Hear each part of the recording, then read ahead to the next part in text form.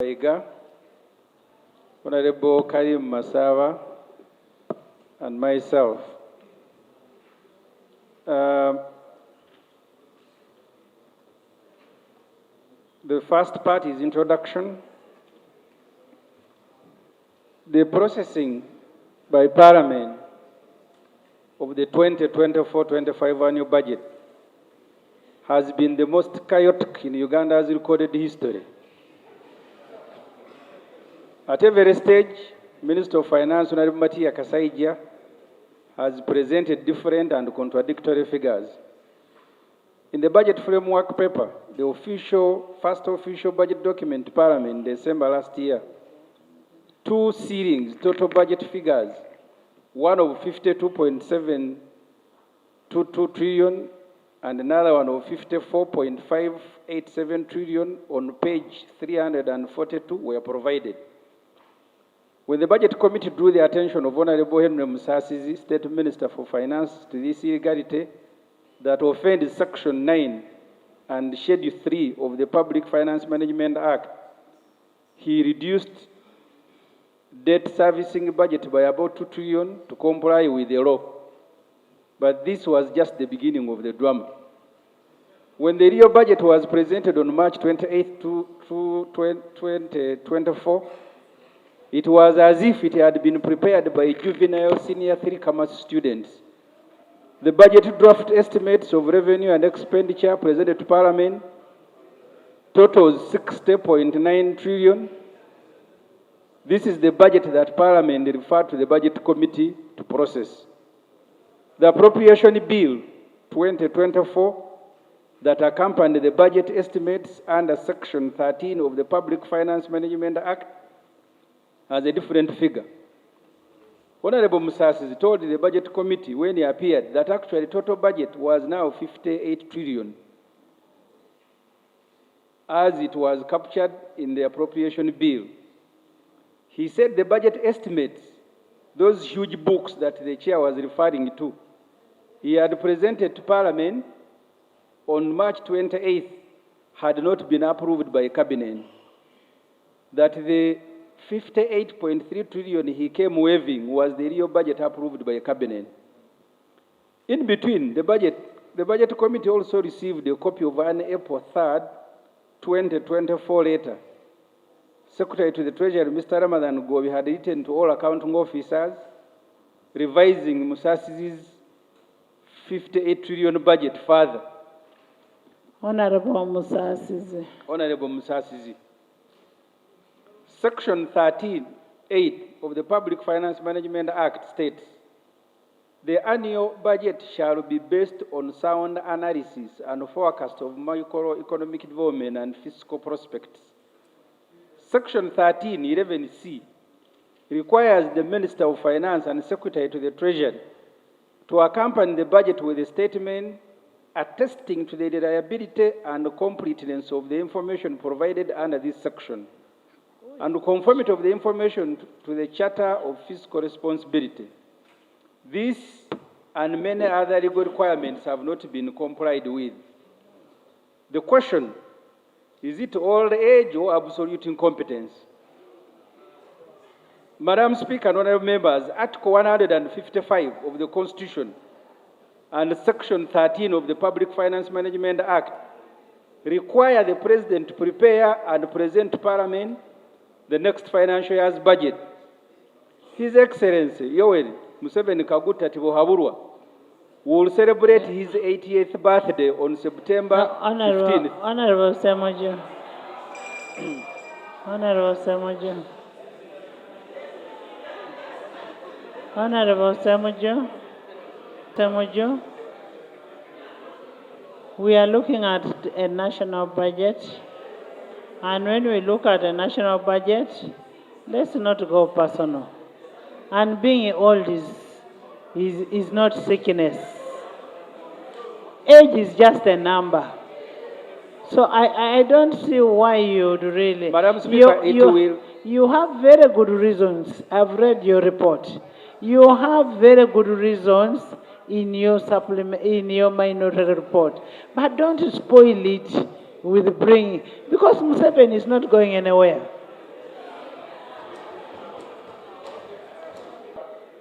for you, the presiding officer and members, Honorable member, to listen to one. You go to your very good points, and I've told you they are good. Madam, I am reading a report signed by 3 members. The report may not please everybody, but you have a duty to listen to it. His Excellency will celebrate his 80th birthday on September 15th, 2024. His Finance Minister, the Honorable Matia Kasaija, will celebrate his 80th birthday exactly 7 days after M7 on November 26th.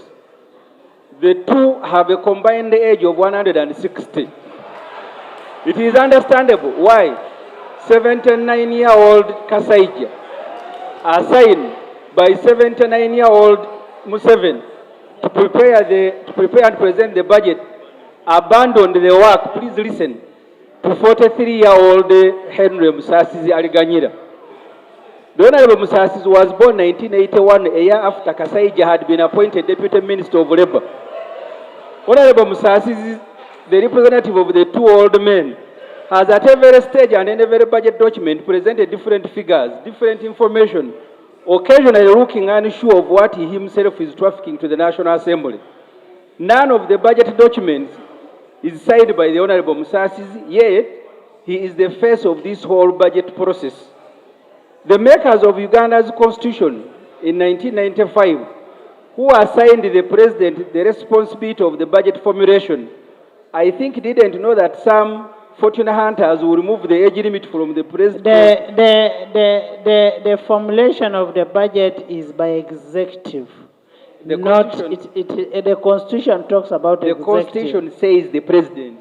Madam Speaker? No, Attorney General. It is the president who, by the Constitution, assigns the executive. Let him read it.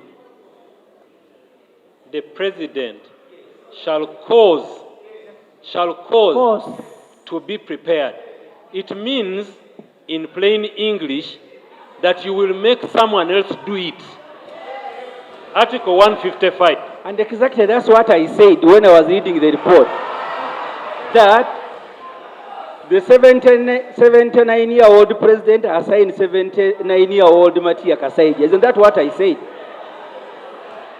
The makers of Uganda's constitution in 1995, who assigned the... Honorable members. Report being presented by Honorable Ssemujju Nganda. Madam Speaker, as he continues, there are words which he has continued to mention in his report. Number one, fortune hunters. I do not know who amongst us in this August House is one.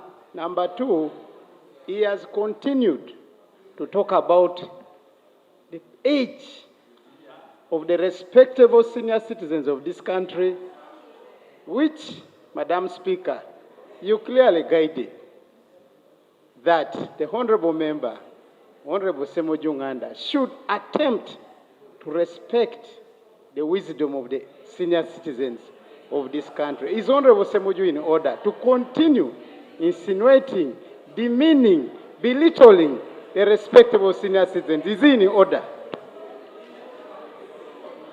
How I request that you look at your areas of dissent. Because when you look at your areas of dissent, there is non-compliance with the law, the reckless borrowing to finance the budget, the bloated public administration, administration expenditure, and continuing investments in risky ventures. Why don't we look at that? Using unparliamentary language. For how long are we going to entertain Honorable Ssemujju's unparliamentary language or illusions against the person of the president when we are also members and we actually, he's our chairman, we respect him, but for how long are we going to entertain this? Is it procedurally right? Is it procedurally right, Madam Speaker, for us to allow such a report to be on record? I therefore seek your guidance whether we should take this report or expunge the unparliamentary words that is using in the report, and we take the good report, the good message in his report, and then we expunge anything unparliamentary out of the report. I seek your guidance, Madam Speaker. Even people who claim that President Museveni was in Koro, he said by his age he's actually about to be called by God. In a public statement, why are you offended when you speak about his age? Eh? Honorable. Okay, now I will reduce his age. Honorable Ssemujju. Honorable Ssemujju. Honorable members. Honorable Ssemujju, out of respect for yourself and for elders, and this parliament, because this will remain in the hands of parliament for years. People who will come will read and that kind of thing. Let's use a parliamentary language. That's number one. Two, bring your issues of dissent, which are by law, not on age, which are by law. And you have, yes, even if you want to say somebody is old, that is okay. But documenting. Madam Speaker, I am on page 4. Right, Honorable Speaker, Honorable members. Let him finish this report. Abandoning the budget processing to a young and dynamic junior minister is further proof that removing presidential age limit from the Constitution was a mistake of industrial scale. Uganda will pay for this for many years to come. Highlight of the budget. Matter. I am now on highlight of the budget. Thank you. There is a procedure matter. Thank you very much, Right Honourable Speaker. Right Honourable Speaker. Madam Speaker, the table on page 4 was a table based on the estimates and the revenue, which was 58 trillion. But it gives a highlight. If you look at the item number 1, which is debt servicing, this parliament will need to take note that it has now grown from 25 trillion to 34 trillion debt servicing. I'll come to it later. But to 34 trillion. But it gives you an idea, that table, and I will not dwell on it because it has been changed by the Corogenda. I will make reference to that. What I have read was just a background. Now I am on areas of dissent. And the first one is non-compliance with the law.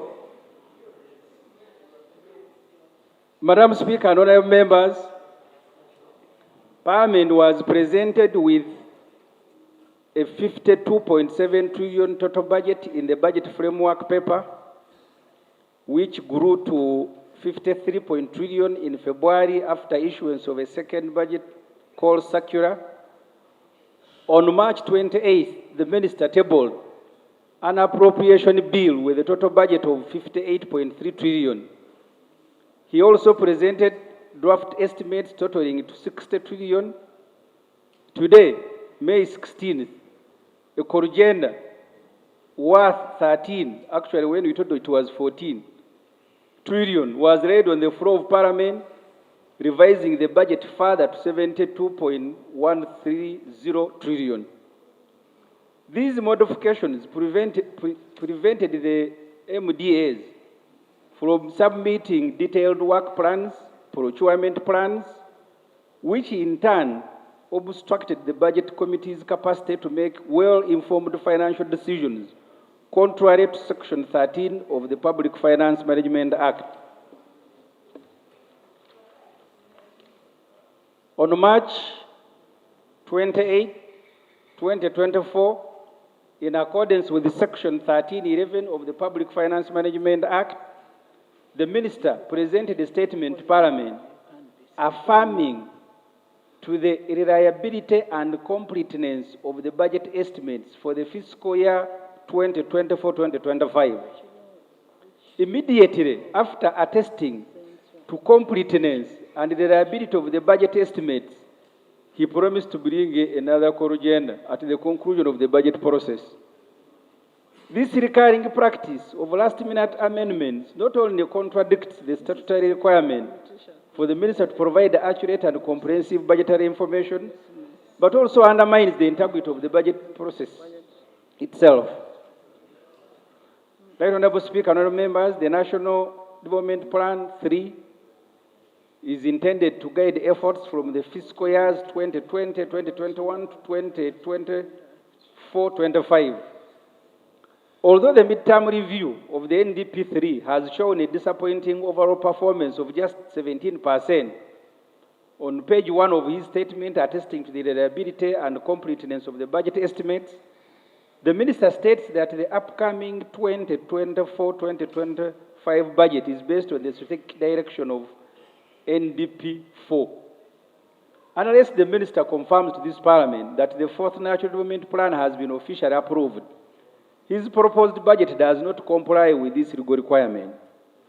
Surprisingly, whereas the minister aligns the budget to the strategic direction of the fourth National Development Plan, the National Planning Authority, on page 1 of the Certificate of Compliance of the annual budget 2023-2024, certified that the National Budget Framework paper and the annual budget were assessed for alignment with the third National Development Plan as required by Section 13.6 and 13.7 of the Public Finance Management Act.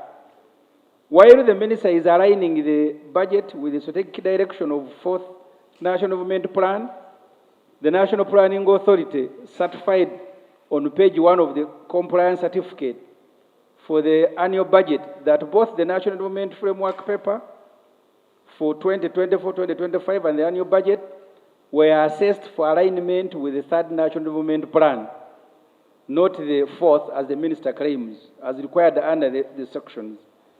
Can the minister stop confusing this parliament? Right Honorable Speaker, the term reliability typically refers to the consistency and dependability of something.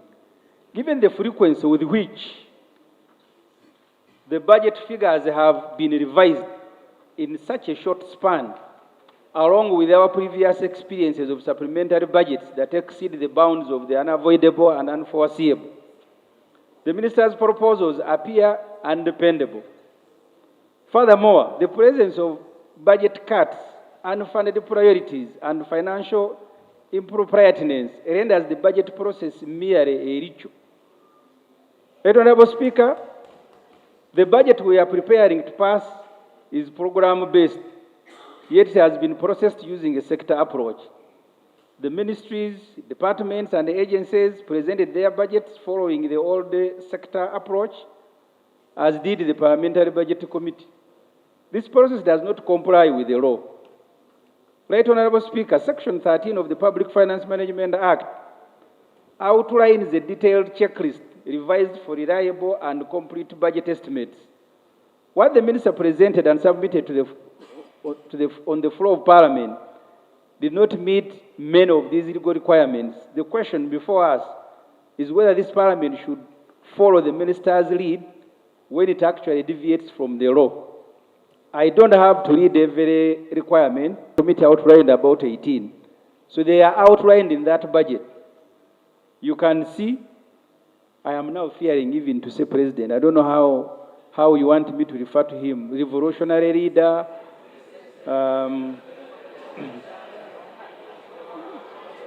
the general. The Constitution requires the general, because the Constitution says the president, people are uncomfortable with it. Now let me say general. To prepare the budget that has been, so that table, I hope they can bring it, but members can read. What is not what this parliament needs to take note of is that even what they claim to have brought here, I personally went to the library where they deposit documents that have been laid here. Many of the documents, including the appropriation bill, were not there. And the library said for us, we only record what has been provided. But as usual, they kept bringing them. As we sit, they bring one document, they send them on phone. If you look at the consistent. As I said, I have provided a table. I don't have to read everything. You can read for yourself what was brought, what is not satisfactory. And you can cross-check because all these documents are available with us.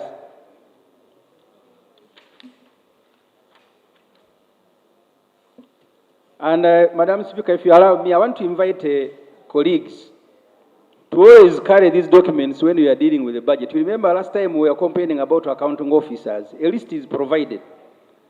And this should be the time when those matters are raised. I want to continue on page 10, continuing borrowing to finance the budget. Right, Honorable Speaker and other members, the biggest task on our hands as the 11th Parliament is to significantly reduce the country's 97.499 trillion public debt. This debt has become a big burden to our economy and threatens the very existence of Uganda as a sovereign state. Public debt now stands at 52.7% of our 184 trillion GDP. Parliament must therefore reject any measure that seeks to grow the public debt. In a forward to the domestic revenue mobilization strategy, former Secretary to the Treasury, late Keith Mwakanizi noted, and I want to quote what he noted. We make commitment on behalf of all Ugandans not to burden our children and our children's children unnecessarily with the debt that they may have to pay. Our children will face their own challenges soon enough. We should not make them pay for our needs before they look to their own futures. We therefore invite Parliament to reject the proposal to finance next financial year's budget through excessive borrowing. The government is seeking to borrow. It has actually now increased with the corrosion. The estimates referred to the committee, they are seeking to borrow 25.5 trillion to finance the budget, which represents 43% of the total resource envelope. Please take note, the corrogenda now has put debt servicing at 34 trillion. The total revenue collection projected next year is 31 trillion. 47% of your budget is to service the debt. I have seen here MPs clapping. Please read these documents. You may clap for no reason. From the above,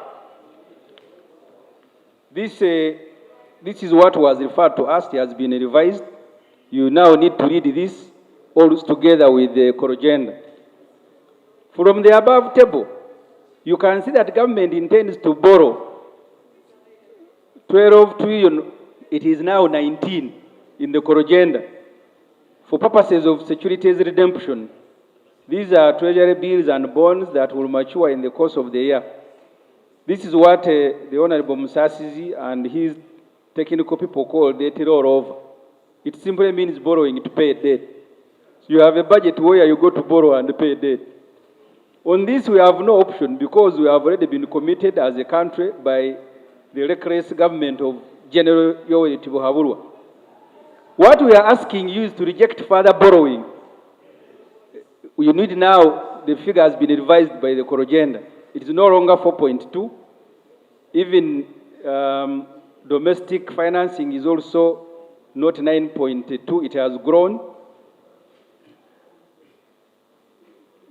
I think the million-dollar question in your mind is how shall we finance the budget if we don't borrow? That's what we want to deal with. And our proposal is that you simply have to trim this budget. Cut your clothes according to your size.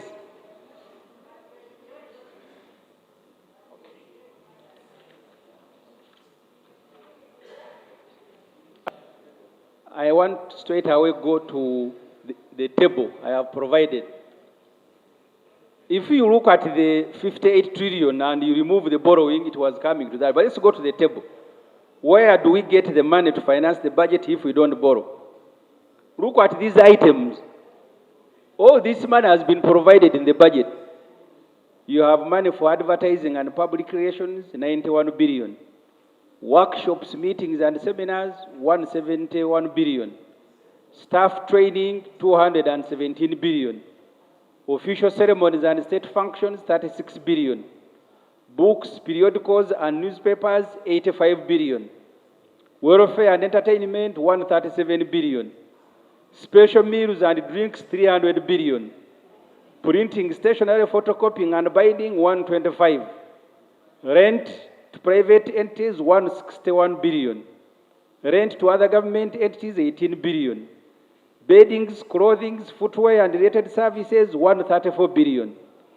Classified expenditure, 592 billion. There is also, this is classified, but there is also classified item. Travel inland. The tendency usually is to attack travel abroad. But travel inland, and you've seen vehicles, government vehicles going to check on farms of some government people. Travel inland, there is consultants of 350 billion. Travel inland, 712 billion. Travel abroad, 114 billion. Carriage, haulage, freight and transport hire, 96 billion. Fueling vehicles of government people, 371 billion. Maintaining these vehicles, 167 billion. Let it not be only government people, including our vehicles, the members of parliament. They are government vehicles. Our vehicles take fuel. Now do you want me to talk? Do you want me to talk? Madam Speaker, what you are saying will come during the debate. I am now reading the report. Subsidies to private enterprises, 4.4 billion. Rent, 5 billion. Donation, 160 billion. Donation, just money for giving, 160 billion. Scholarships and related costs, 27 billion. You need to note, if you have a budget, for example, of State House, the president is still paying school fees for 2,000 students. You go and look at the policy statement. Oh, you want me to call him General? Residential building acquisition, 54 billion.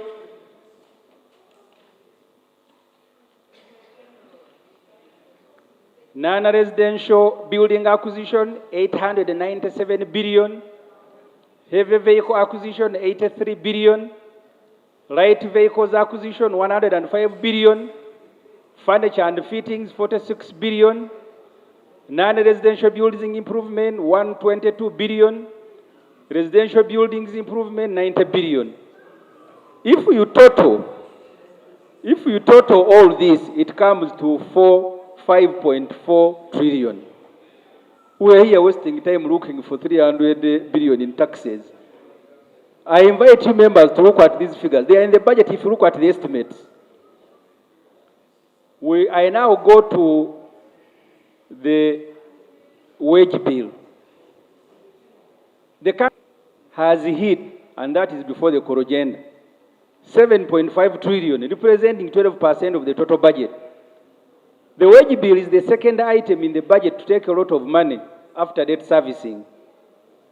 There is an increment, I think, of UPDF, which will now bring it to 8-point-something trillion. This wage bill should be calculated against the total sums of money that remains after debt servicing. Uganda's total budget was 58, now 72. When you remove, it is now not 25 but 34. Debt servicing you remain with 33 trillion. When you remove the wage bill from the remaining 33, you are remaining with 25.5.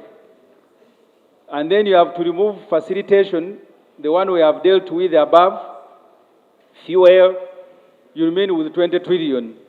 Kenya is currently undergoing a wage bill review with the aim of reducing it from about 30% of their GDP to about 20%. This country is due for a wage bill review. In Kenya, 70% of public employees must now be technical, as opposed to support staff. To put this in context, when you employ one extra RDC, he comes with a driver, escort, and a secretary. So one RDC means 3 more staff. This is a ratio of 1 technical staff to 3 support. Kenya is moving away from that. I now want to go to cost of public administration. Since the budget is a 3-year document, we need to begin thinking about the cost of public administration. Does this poor country relying so heavily on loans deserve a 529 secondary school size parliament with each MP paid more than 30 million in salary and allowances? I thought you were going to say no. These MPs are never here, you can see. 539, you count how many we are here. Right, Honorable Speaker, on Monday 6, you personally complained about absenteeism. Honorable Ssemujju, that's why I put the one which captures the face of one MP, so that we shall print it at the end of the week, the faces of people who have been here. Thank you, Madam Speaker. You have complained about members when Parliament was handling crucial bills on taxation. That's when you complained. The Parliament annual budget is now 941 billion, which means the country is spending 2.5, that was before the agenda, 2.5 billion on Parliament per day. Does this poor country so heavily relying on loans deserve 146 districts, 31 municipalities and 10 cities? Definitely no. In 2021 general elections, Uganda elected 529 MPs, 146 district chairpersons, 43,202 councillors, 729,029 youth leaders, 405,010 people with disability leaders, the same number of old persons. You can read, eventually bringing the total figure of elected leaders in Uganda to 2.8 million. The total budget for local government, and members, I invite you to still again look at the document. The total budget for local government, as proposed in the estimates, is 6 trillion. It may have gone up with a bit with the corrigend. On average, the country is spending 126 billion per day to run districts, cities, municipalities, sub-counties, and all these useless structures. Half of this budget, this is our view. Your view is that they are useless. You will have an opportunity to debate. Half of this budget, please, this is what's important. You have a 6 trillion budget for local government, 3.3 trillion is wages of local government leaders and their staff. You then facilitate local government leaders with their staff with another trillion to buy fuel. In total, you are spending about 4.3 trillion on salaries and vehicles. When you add other costs such as salary areas, pension and gratuity, it shoots to 4.6 trillion. What it means for development in the local government is 643 billion. That's the money to develop local government. The rest is people's salaries and fuel. Do you then need to be an economist to know why poverty is on the increase in Uganda? Nearly 2 million youth are in local government councils singing Muzei Itava Kumain instead of being in gardens. The above is the cost of maintaining leaders after elections. The Electoral Commission, in its 2-year strategic plan, wants 2.3 trillion for preparing and conducting the next 2026 general elections. Elections alone will cost Uganda 1.3 trillion. That's why the agenda they are adding Electoral Commission more than 400 billion. These elected leaders, according to Electoral Commission, will, in the next election, grow to 3.3 million. That's the total number of leaders Uganda will have. I now go to oversized State House, President Museveni's staff. President Museveni Tibuhaburwa now employs 2,700 staff in his office, not officer. The president of an impoverished country has increased his staff from 814 to 1,350, including recently appointed 350 assistant RDCs. The resident commissioners are 145, deputy resident district commissioners 85, you now can add the 350. There are 147 drivers in the President's office, 47 stenographer secretaries, 38 office typists, the word is not officer, and 90 presidential advisors among other staff. At his residence, State House, the President has increased these workers from 1,000 to 1,304. On page 174 of the President's policy statement, President's Minister, Honorable Babalanda, who signed that policy statement, notes, State House structure provides for an establishment of over 1,000 staff members. These big numbers pose challenges regarding supervision, appraisals, as well as facilitation. They are also complaining. The President arbitrarily appoints people in the middle of financial year. I am going ahead with the report. With no regard to the wage bill, he also doesn't seem to follow any procedure in recruitment and promotion. The table below gives the category of the staff employed at our dear revolutionary leader. You can see senior assistant secretary, the number, catering officers, 21 presidential advisors. They are also presidential advisors in the State House. So I don't have to go through. Maybe you can take note of some big figures. The waiters, 78. Room attendant, 15. Private secretary, 53. Political mobilizer, as if that is an NRM office, 27. Office attendant, 46. Motor vehicle attendant, 17. Mechanics, 25. Information officer. So you can really see the list. Even if you support the President more than those who were with him in Ruero, you will be shocked by this. If you go to page 18, 166 drivers, 96 assistant secretary, 73 cleaners. I don't know what they clean there. Right, Honorable Speaker and Honorable Members, please take note of this. On page 19, the Honorable Amama Mbabas, the Honorable Edward Chiwanuka Sekandi, they have also somehow found their way on the payroll of State House and the President's office. You know why I singled them out?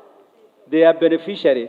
Honorable Speaker and members, the emoluments and benefits of the President, Vice President, and Prime Minister's Act 2010 is very elaborate on how to maintain leaders while in office, out of office, and how to mourn them when they are dead. Third schedule outlines the benefits of the Vice President. Schedule 14 outlines his or her funeral benefits. Even when they are removed from office, the 8th schedule takes care of them. The same law provides similar benefits to the President and Prime Minister. The former speakers are given huge benefits under the parliamentary pension scheme under the law as amended 2010 and 2022. That's why the Speaker of Parliament, right, Honorable Anita Amongo, recently handed former speakers new limousines. Shockingly, all these leaders have now been added to the payroll of the President's office as presidential assistants and mobilizers. There is also a former speaker who gets a car as a deputy speaker, as a speaker, but also as a prime minister. This country is generous, poor as it is. So these leaders who have found their way on the payroll, they include former vice presidents, Chiwanuka Sekandi, Honorable, the Honorable Special Zawandera Kaziwe, Gilbert Bukenya, Honorable, and former Prime Minister, Amama Mbabazi Chintu Musoka and Rwakana Rugunda. Former Speaker, Edward Rugumayo, who was in 2010 added on the list of beneficiaries of the law, has also now been added to the payroll. These leaders are candidates for SAGE because of their age. Why add them to the payroll of President's office? And if you choose to add them more money, why do you discriminatively do it? Please listen. I want you to look at this table. These are former leaders. The Honorable Sekandi Chiwanuka gets 20 million now as a presidential advisor. The Honorable Wakana Uganda last financial was the presidential advisor, now is the presidential assistant, mobilization, ARC. He gets 20 million. The Honorable Mama Mbabazi gets 20 million. The Honorable Chintumsoke, 17.1. The Honorable Gilbert Bukenya gets 12. The Honorable Rugumayo Edward, 11.1. The Honorable Wandera Kaziwe Speciosa, 2.3.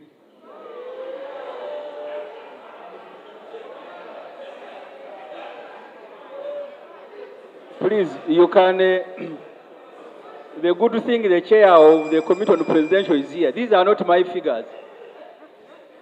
You can ask. Right, Honorable Speaker, I go to same page, full-time nurses at State House. Madam Speaker and honorable members, Parliament must interest itself in the growing number of medical personnel at State House. A total of 17 nurses have been recruited to provide medical care to the President and his wife at State House. Article 107 of the Constitution doesn't allow a person with physical incapacity to hold the office of the President. State House should share a medical report with Parliament on the health of our President. 17 nurses are too many unless they are dealing with a very big problem. Remember, in January, when considering the budget framework paper, we were told that the intensive care unit at Mulago required 28 nursing officers, but only 14 were available. We also have a duty to allow the President to establish his own medical facility at State House. We have a duty to stop him. Dr. Milton Obote and Idi Amin Dada sought medical care at Mulago. President Museveni should also seek medical care from public health facilities. He will not neglect them if he does that. The list of those nurses is provided with their pay. This is in the presidency, the policy statement which is laid here together with the budget. 17 nurses, what are they doing there? 123 presidential advisors, 1.1 billion monthly salary. The list of people advising our great leader keeps growing. There are now 123 senior and other presidential advisors. And this list excludes new appointments of people like Honorable Vincent Sempija, Harriet Ntambazi, Lydia Wanyoto, and Lieutenant General Weru. These ones haven't been added on the list. The country is spending 1.1 billion in monthly salaries for these advisors, who, as all of you know, never gets to advise the President. Some have been given offices and vehicles, further raising the cost of public administration. Some of these advisors are on State House payroll, while others are on President's office payroll. I have provided a list here for you, just to refresh you, because the documents were given to all of us. The presidential advisors with their salaries. There is also a presidential advisor on Ukanyareru. You remember when I was presenting on Ukanyareru, there was a colleague who was incensed. There is even a whole presidential advisor on Ukanyareru sub-county, but you can read the list.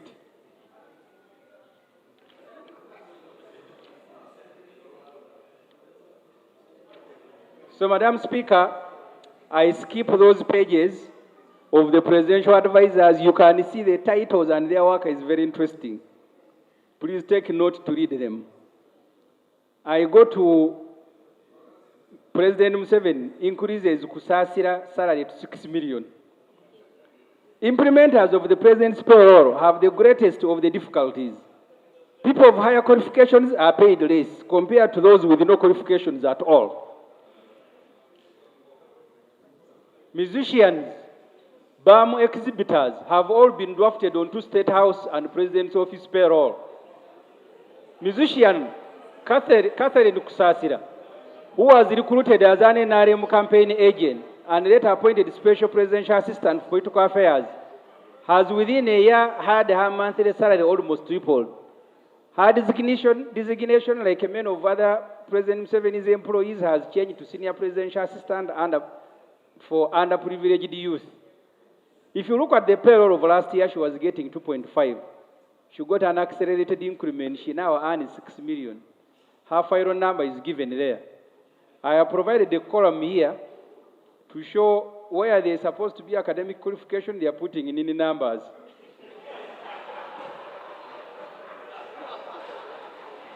Parliament should take note of the abuse of both State House and President's office. Both now operate like NRM headquarters at taxpayers' expense. All vigilantes that should be at the NRM offices are on the payroll of State House. This is political fraud. Ask yourself, what is presidential about Catherine Kusasira? Maybe her bum, since the president is even appointing those exhibiting them fresh and bare. Honour, be parliamentary enough. But Madam Speaker, you also spoke about bum shafters, so I thought that's now parliamentary.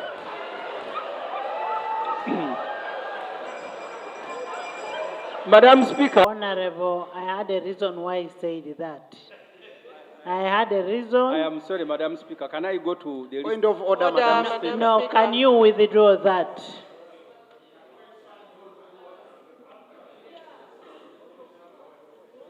Madam Speaker, I don't know what you want me to withdraw. Can you point to it? I withdraw. I have no problem. I cannot say. Don't tell me what to say. Order, You Madam know what Speaker. you said. Okay, I am withdrawing what has annoyed you. Honourable Ssemujju, I don't know. I'm saying what you've said, not what I've said. What you've said. It is good for our record. Madam Speaker, Madam Speaker, motion. I withdraw. I now go to the list. What have you withdrawn?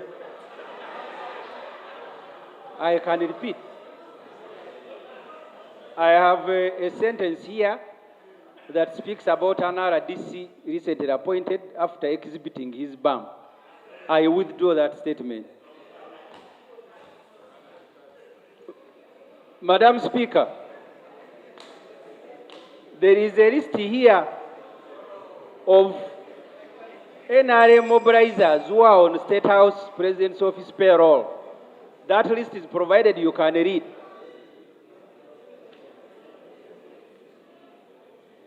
I don't have to go through the list, but you can read. It goes up to page 31. I am about to finish. I am more than halfway. The reason I am expounding on these points is that I proposed to cut money so we don't commit this country to further borrowing. That's why some areas I am emphasizing them for everybody to appreciate that actually there is money in the budget. I now go to the vehicles. Vehicles costing taxpayers 644 billion annually.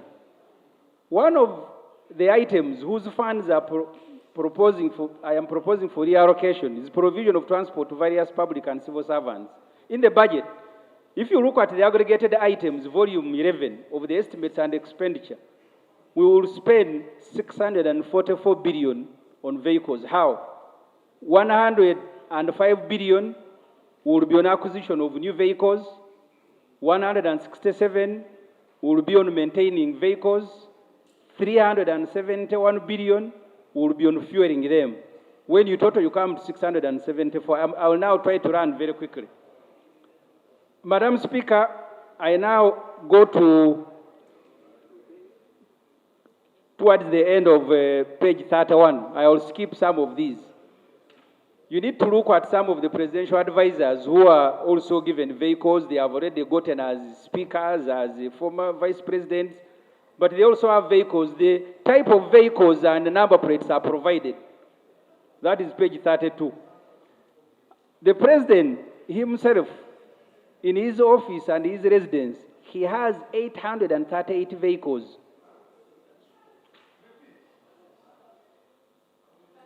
So those vehicles, if you want a complete list, I have provided it as an annexure, so that people know these figures are not from my head.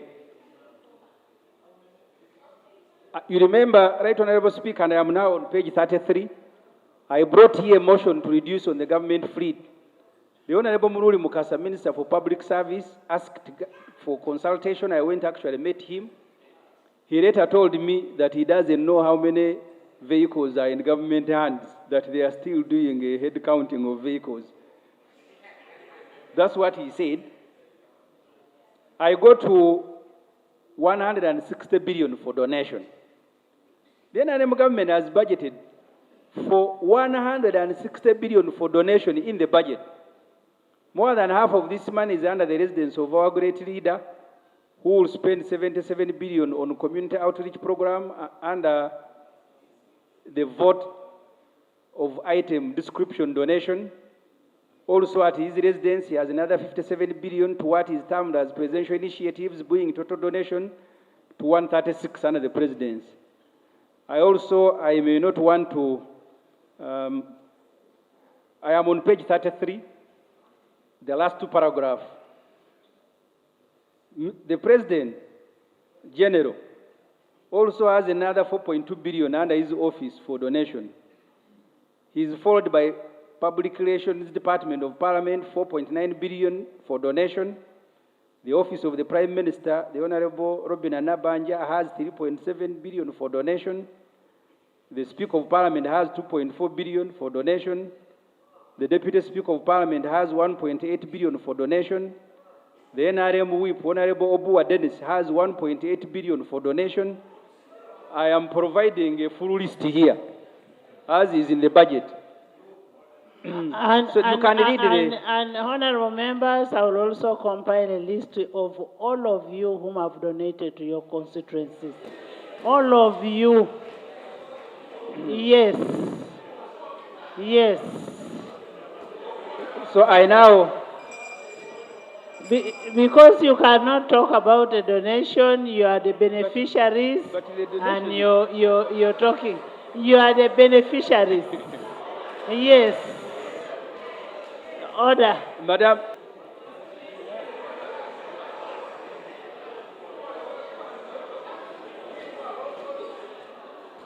Right Honorable Speaker,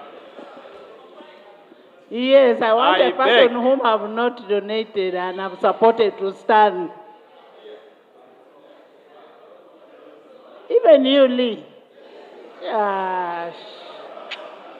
Right Honorable Speaker, the Honorable Ssemujju Nganda has alleged that the NRM whip even goes ahead to mention the name as 1.8 billion in the budget.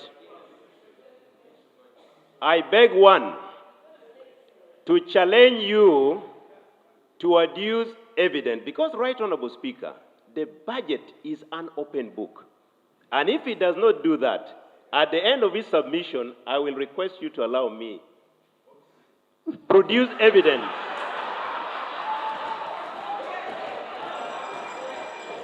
And if he does not produce that evidence, I am going to produce evidence that the office of the government chief whip has an approved donation budget of 800 million, not 1.8 billion. I will produce that. So is he in order to allege that the office of the government chief whip has a budget for donation of 1.8 billion?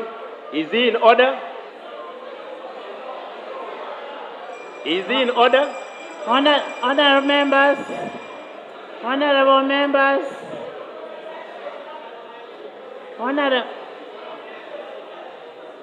honorable members, Sechi, honorable members,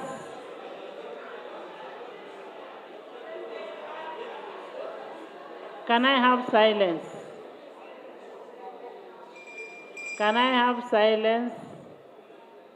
Honorable members, if the money is given for, you know, the problem you've been very segregative. You're not reporting everybody who gets money. Everybody who gets money for donation. But for me, that does not matter. It's about substance over form. If I am given money for donation, and I will donate and account for it, is there any problem with it? So if you're saying, if you can substantiate that Obua has 1.8 and has not donated, Madam Speaker, I think... for me actually, what I'm being given is even less. They should actually add because I need to support all my members. Madam Speaker, the Honorable Bua has actually helped me to answer halfway. He said approved budget 800 trillion. We are on budget. Donation. Donation. We are on a budget that hasn't been approved. I want to advise you.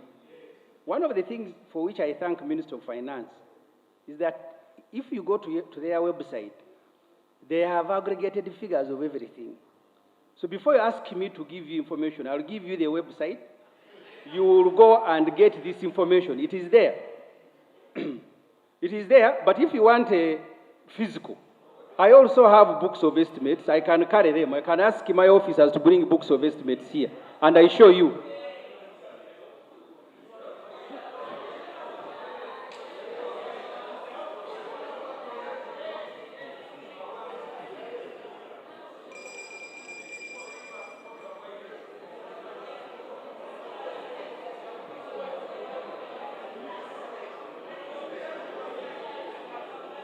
Right Honorable Speaker,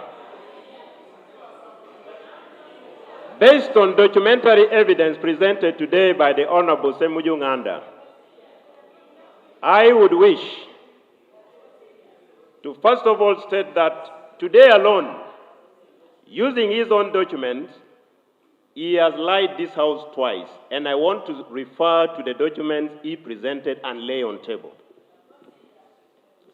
In the morning, Honorable, I beg to, because Honorable right member, Honorable Speaker, just let him finish. Let him. Right Honorable Speaker, in the morning, I've said today you lied twice, and I want to prove. No, I want to prove it. But they I said am also wait. alleging you have lied twice. So let me prove. Honorable members. Okay. Honorable members. Honorable members. No. Honorable Bua, we are discussing about a donation. Leave what happened in the morning. You leave what happened in the morning. If Right Honorable Speaker, give us a document on donation. this is a house of record. And I think it is important for one reading our history in future to refer to the record we have. I have said I want to prove to this House. Please do. Absolutely. In the morning, the Honorable Ssemujju Nganda presented a minority report. And on the last page, this is what he states. The Auditor General, in his report on the financial year ended June 2023, states that total supplementary requests approved by Parliament totaled 4.417 trillion. He goes ahead to say pages 19 to 24. Right Honorable Speaker, in my hand, I have the report of the Auditor General, the one you referred to.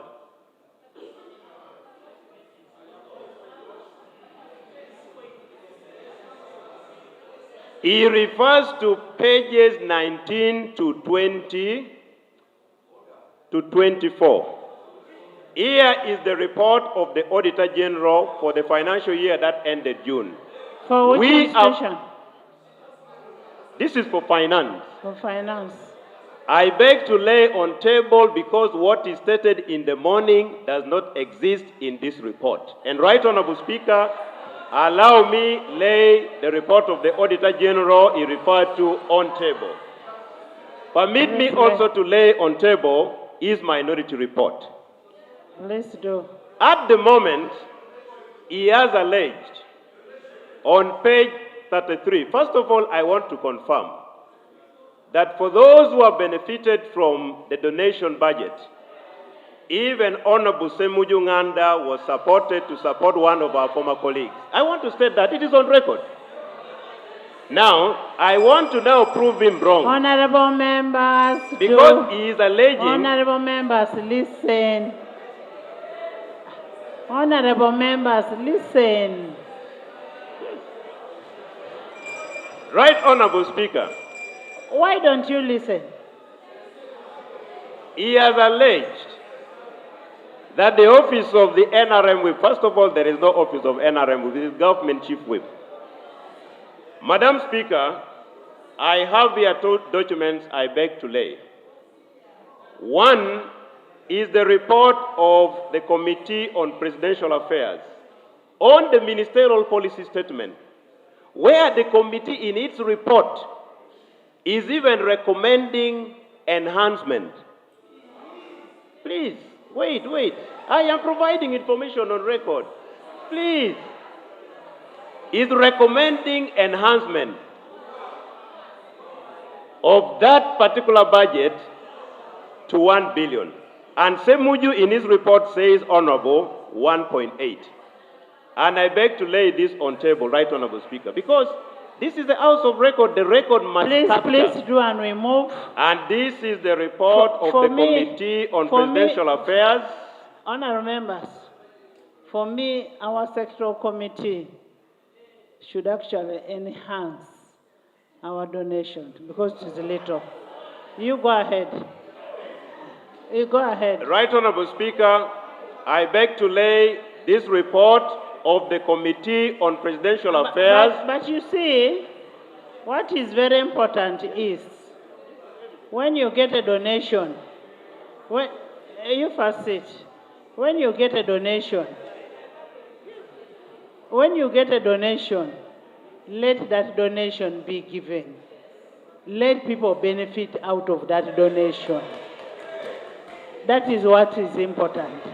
And accountability should be given. And if you are to ask, the way Sech is looking at me, Sech, there was a fundraising. Don't say no. Honorable members, let him finish with this document, then you finish. Let him finish. Let's not cause a lot of chaos. Right Honorable Speaker, finally, I want to lay Vote 003 confirming the approved budget for donation as stated by myself, not Honorable Ssemujju. And I want to challenge Honorable Ssemujju in his report to adduce all these evidences. I beg to lay. I have already stated. I have told you. Thank you. Madam Speaker, Honorable Sejikub is asking what am I laying. Document number 1, additional to what I laid before, in support of my submission, is the report of the Committee on Presidential Affairs on the ministerial policy statements for the Presidency, Kampala City Authority, and Office of the Prime Minister for financial year 2024-2025, where on page 69, they make recommendations that I alluded to. And finally, I want to lay on table the approved budget for Office of the Prime Minister, where the donation of the Office of the Government Chief Whip is 800 million, not 1.8. Somebody is asking, do you donate? Yes. If you ask me when the last donation I made was to a colleague who lost a father, I beg to submit. Thank Right you. Honorable Speaker. Honorable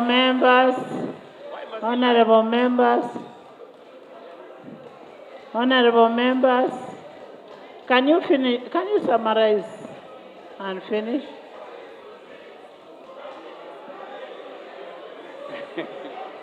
Honorable members.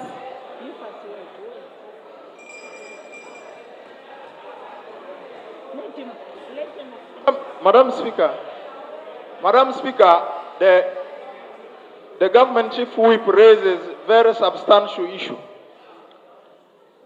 which this House must address itself to. Under Rule 222, it is out of order to attempt to reconsider a matter that was concluded.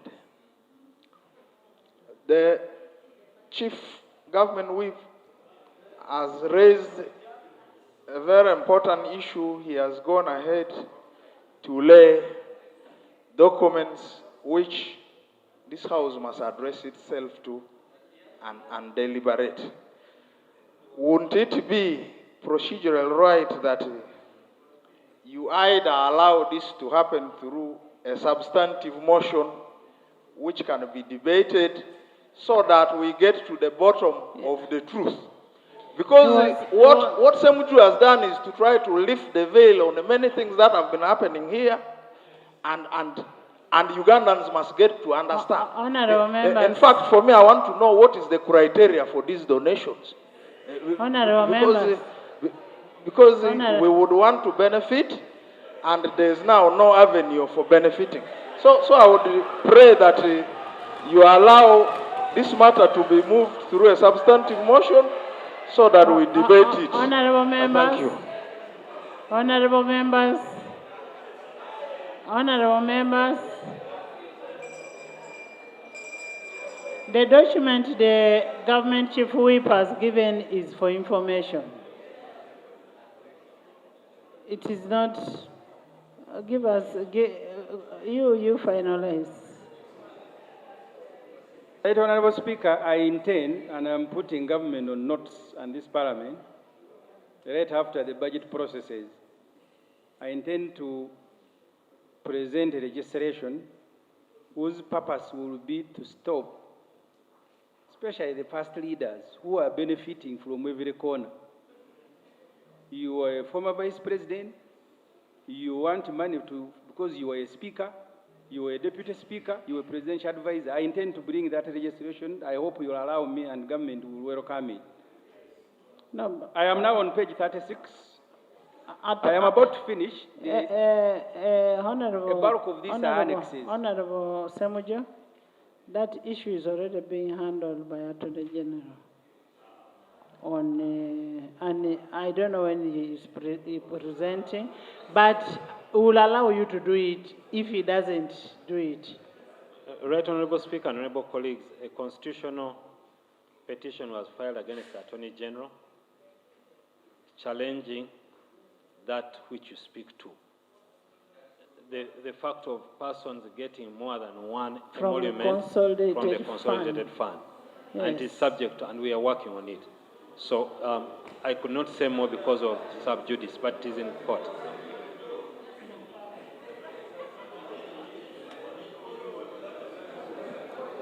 I hope, Madam Speaker, that the Attorney General did not go to court to defend it, because they will win immediately and the matter is resolved. Madam Speaker, because many of these initiatives on page 36 have been here. Our proposal, the minority, is that it is high time we stop investing money in risk. I'm using the word risk, deliberate investment. And I have put here on page 36, I don't have to go through everything. Look at the presidential initiative on banana. So far, we have invested 120 billion in this initiative. This initiative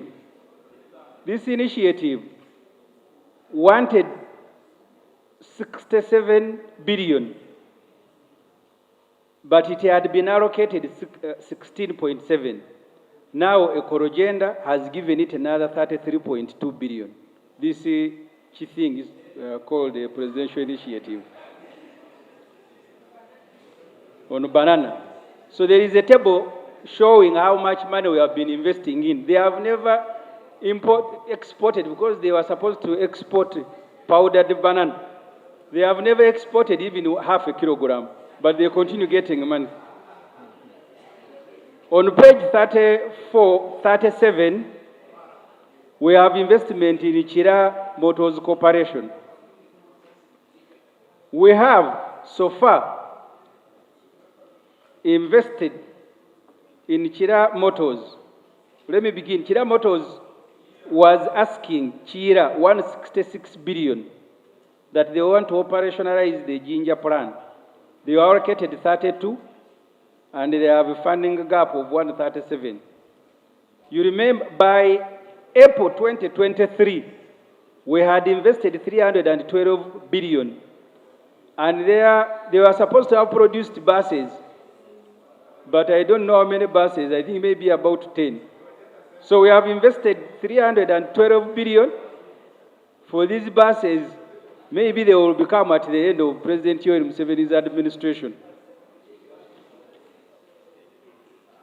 And we have visited the plant in Jinja with the Committee on Budget. You need to take note that more than 80% of the parts in these buses are imported from China and elsewhere. They said by themselves that the local raw material in these buses is 20%, which is also doubtful. But you are importing 80%, and then you tell the country you are manufacturing vehicles. I don't have to, also on page 38, you have Atiaka Sugar. We have so far invested 553 billion in Atiaka. The factory is now under reconstruction. You see, that's how we spend public taxpayers' money. We tell you first to do the things the right way. Then you go ahead and invest. After investing, the factory closed, they are restructuring. 553 billion. In Iruwawa, this wonderful hospital by an investor, we have invested so far 476 billion. But they can't even allow you to go and see the bricks. Because if they are failing bricks, and that is what, at least they should allow us to go and see the bricks and the sand. But even that, they can't allow you. Just the other day, we gave Magora, we have so far given Magora we have given Magora 723 billion. In this budget, the Kurugenda brought this morning, there is 75, that is page 40. There is 75 billion for the coffee value chain. This coffee value chain, last financial year we processed it. And the beneficiaries were read to the committee by Mr. Audrey Kirwabwog. And he told the committee that this initiative will need $100 million, 308. And the Honorable Mwanga Chivumbi wanted this parliament that the moment you begin giving every supplementary and budget, there will be money for this Rwabogo group. They got 35 last financial year. They have been added another 35. You all have followed their stories. 75 billion. Quarreling, and some of the beneficiaries saying this money was simply shared, mainly by someone Tugume in Ntungamu. And Ntungamu was by the way not known for growing coffee. But this is where this wonderful investor is sharing money. I now go to the last part of this report. I said the bulk of these documents are annexes. You don't have to worry. Page 41 is specifically on the public debt.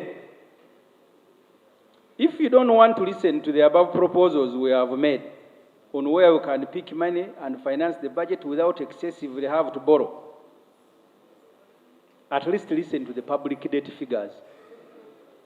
The public debt, according to the report of the Auditor General, not this one that has been laid by the Honorable Bua. I will bring you a copy that I have, and it is not this one.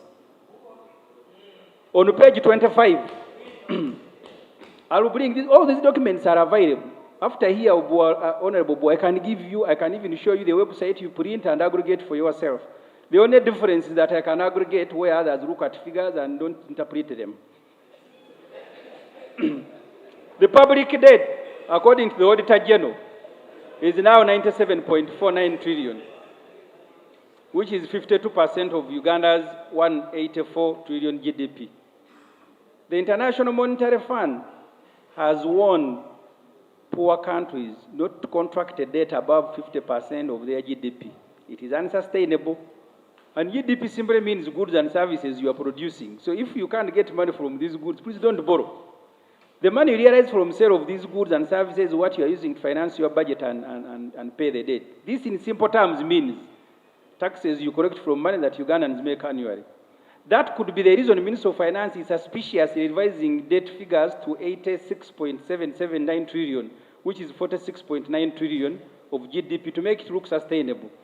Finance claims public debt declined from 48.4 trillion, 48.4% of our GDP to 46.9% of GDP. What is betraying finance's potential cover-up is the amount they require to service the debt next financial year. Next financial year, if you look at the agenda now, next financial year, we are going to spend 34 trillion servicing the debt. 34 trillion servicing the debt. And the country outside thinks that Parliament is processing a budget.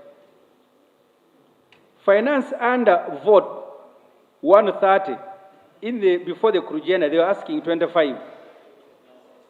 They issued the agenda, added 2.7. That was the figure we are working with till this morning. The agenda has revised the total debt servicing to 34.589 trillion, representing 47.9% of the total 72 trillion budget. 47.9 of the 72 trillion budget is debt servicing. What this means is that Uganda is spending 2.8 trillion per month on debt servicing, 96 billion per day on debt servicing, 4 billion per hour on debt servicing, and 133 million per second. I don't know how many we have now spent since I started talking.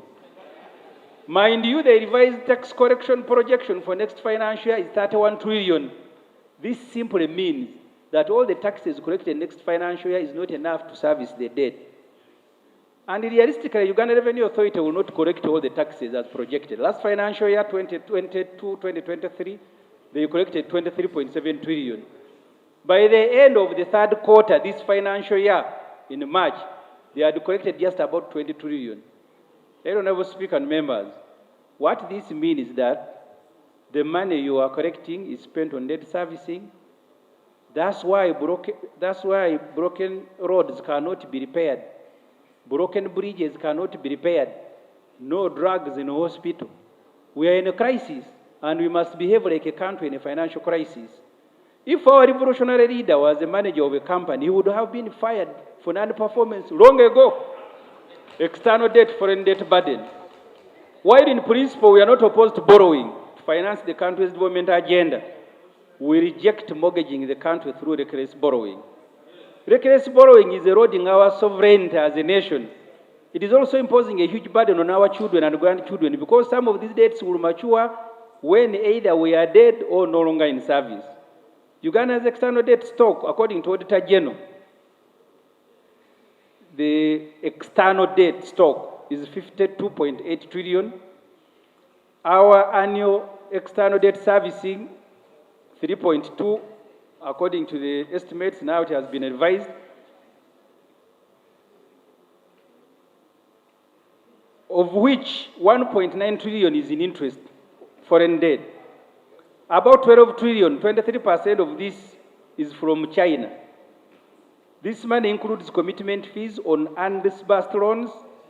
Uganda will be paying 8.8 billion per day next year in foreign debt servicing. I have debt with, of these 52 per day will be in interest, 5.3 billion.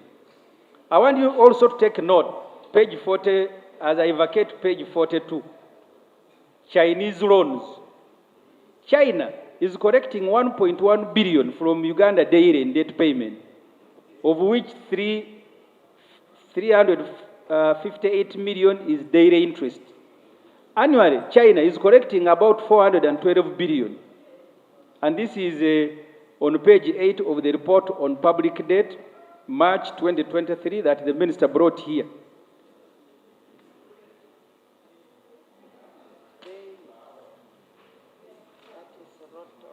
As of December, China, through her Exim Bank, had extended loans worth 3.4 billion, approximately 12 trillion to Uganda in the last 10 years. Page 4 of the report on debt grants, March 2023. China accounts for 75% of our bilateral debt stock and 23% of our total foreign debt. China, according to the report on public debt, page 6, holds the largest share of undisbursed debt stock. Undisbursed is just a good language, but money we borrowed but we are not utilizing. The country is paying 434 billion in commitment fees for unutilized loans. A bulk of this money, 125 billion, 29% of this money is paid to China.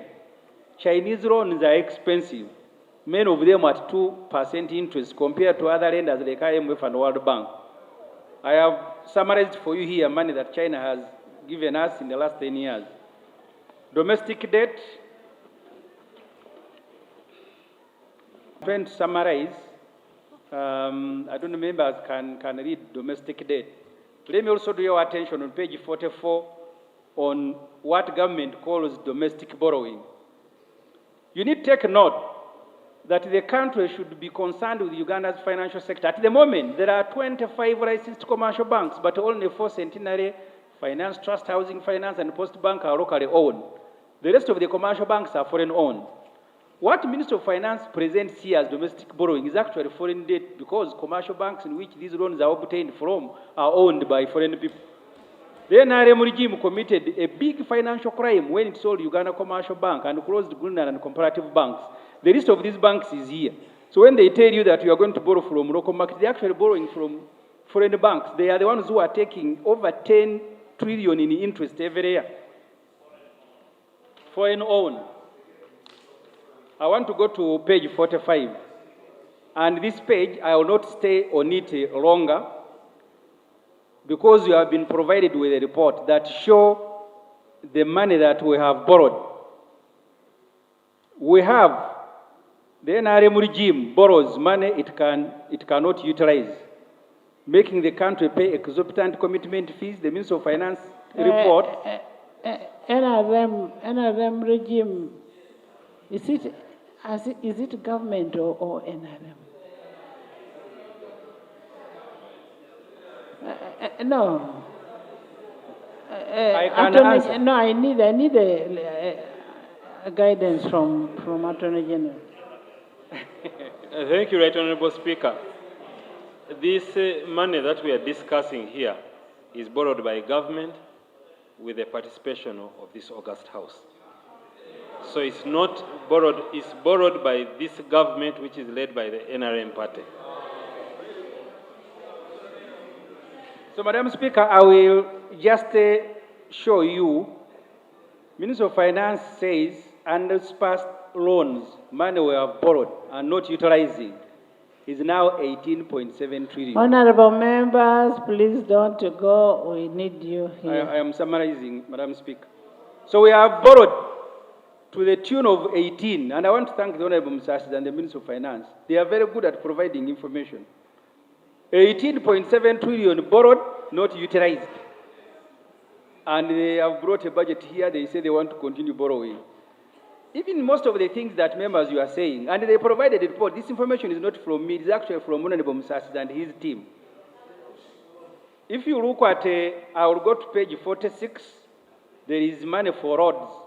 We have borrowed up to 13.2 trillion in the last about 5 years. 7.8 trillion remains unutilized.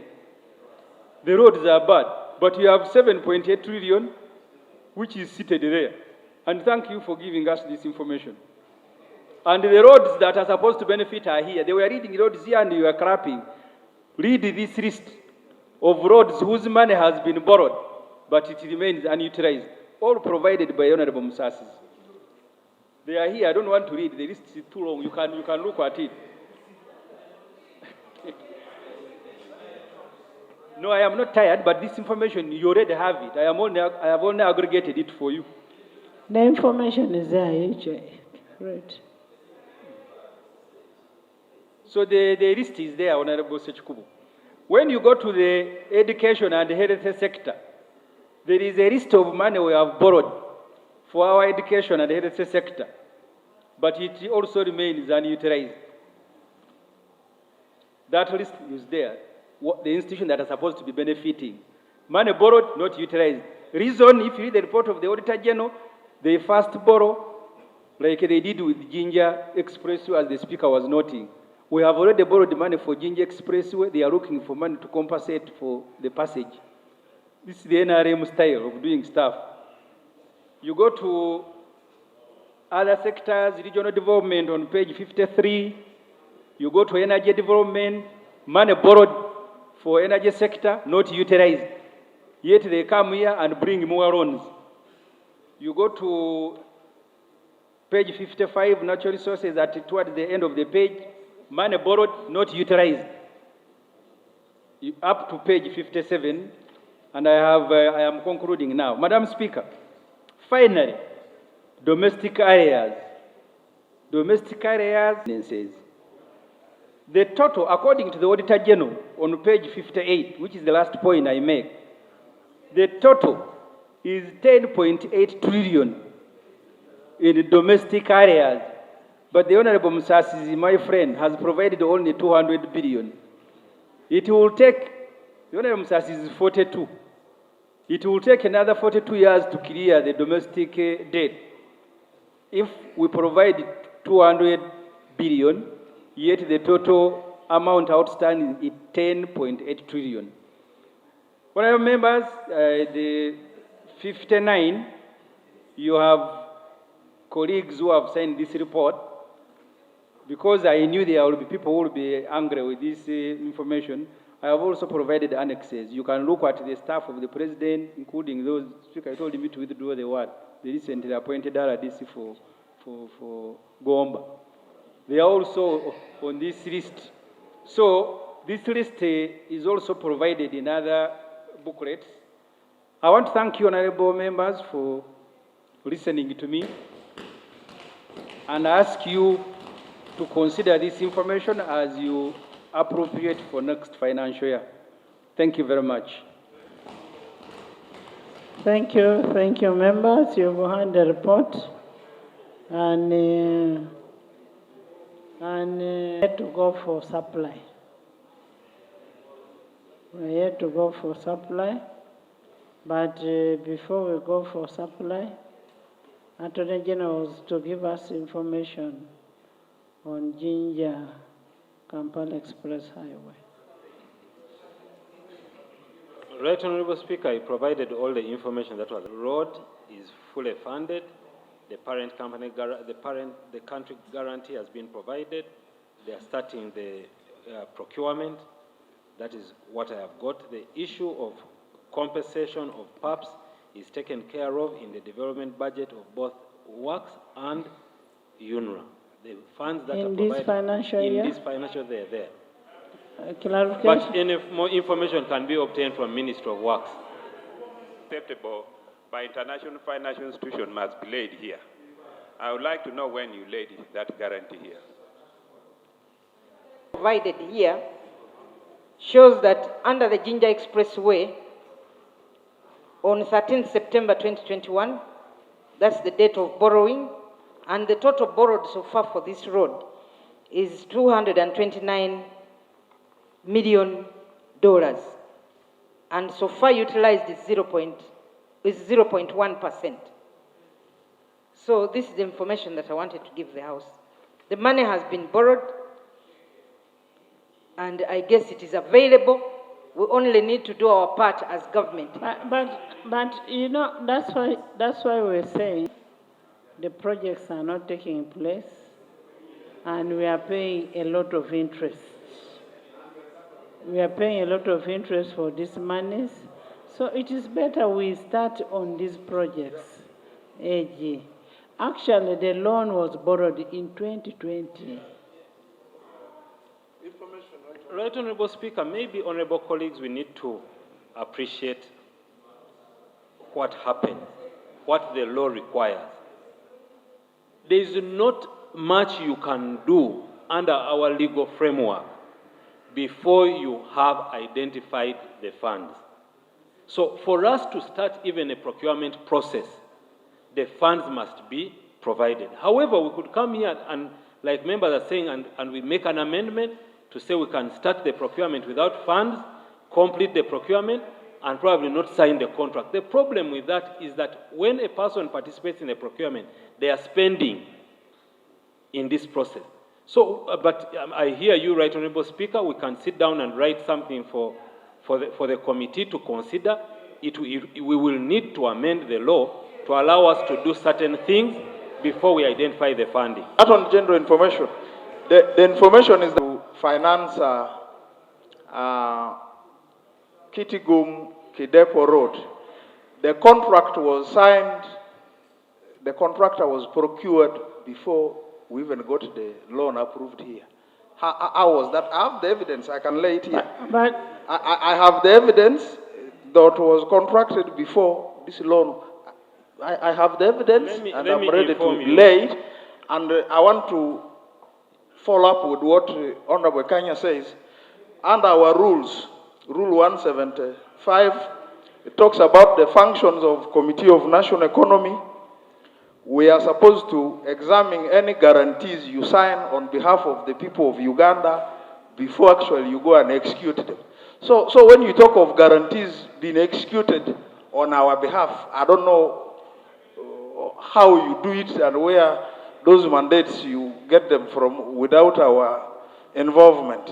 Thank you. Actually, in the Constitution, not even the rules, because the Constitution actually requires, this is supreme law, requires that guarantees which form loans are actually brought to Parliament. So I'm very alive to those provisions.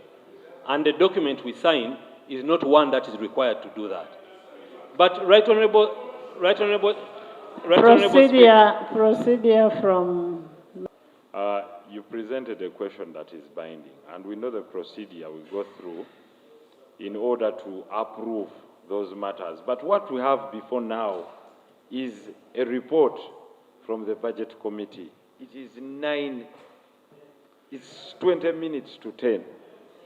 And as we are drawing closer, the battle is at supply.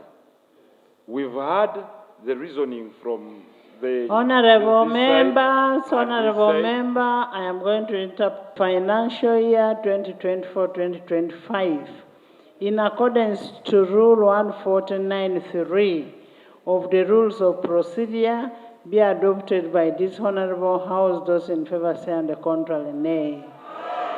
The ayes have it. Your trivial things. Right Honorable Speaker, I listened to both reports, the minority report and the majority report. But Right Honorable Speaker, and I'm seeking your indulgence and guidance on this matter. It is an established fact that the budget laid before this Honorable House on the 28th March was 58.3 trillion, Right Honorable Speaker, which early this morning ballooned to 72.13 trillion.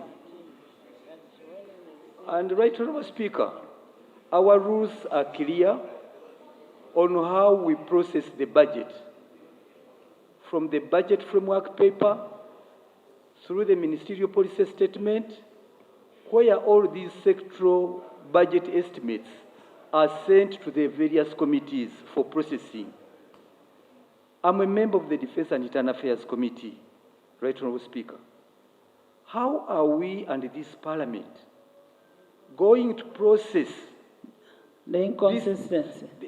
This budget, which has been processed on hoof of the Budget Committee, yet it ought to have come to us in our sectoral committees so that we can realize the performance indicators, the detailed work plans. Right, yes. First tell me, you mean it never came to your sectoral committee? What we had, Right Honorable Speaker, is the budget that this very morning on 16th, has ballooned through eco-agenda from 58 to 72. It is a very substantial portion of the budget. It can be a standalone, and this parliament has been present all the time. They did not avail this information. They are ambushing us, and this is the honorable parliament that transacts and decides matters on the behalf of the people of Uganda. Honorable member. How are we proceeding, right, Honorable Just Speaker? a minute. Is your chairperson a member of the budget committee? Chairperson, are you a member of the budget committee? I'm asking the chair. Right Honorable Speaker. Section 13(4), read it together with the rules of procedure, Rule 149(2), where after the committee, you send the report for harmonization, reconciliation, and to the budget committee. So the question would be that for you as sectoral chairs must be involved in the harmonization of all these inconsistencies that Honorable Ssemujju was talking about in the budget committee. Attorney General, do you have anything to say? Ordinarily, right honorable, wish to urge the Attorney General that this was massive, very massive, 14 trillion, right honorable Speaker, and we are passing it here and now. We did not have time to canvass, to process.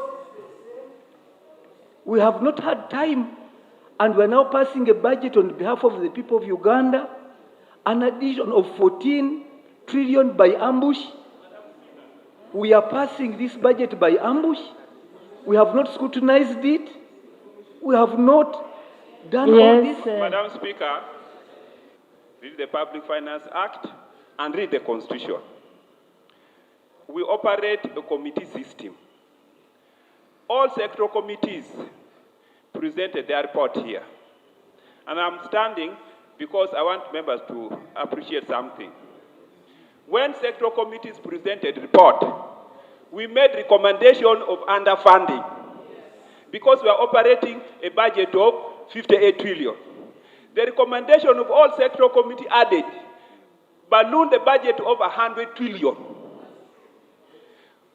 The government, among the items to which I want the people of Uganda to appreciate, we recommended payment of ex-gracias to all LOCs and councillors, and we said we will not pass the budget until some of those items are considered.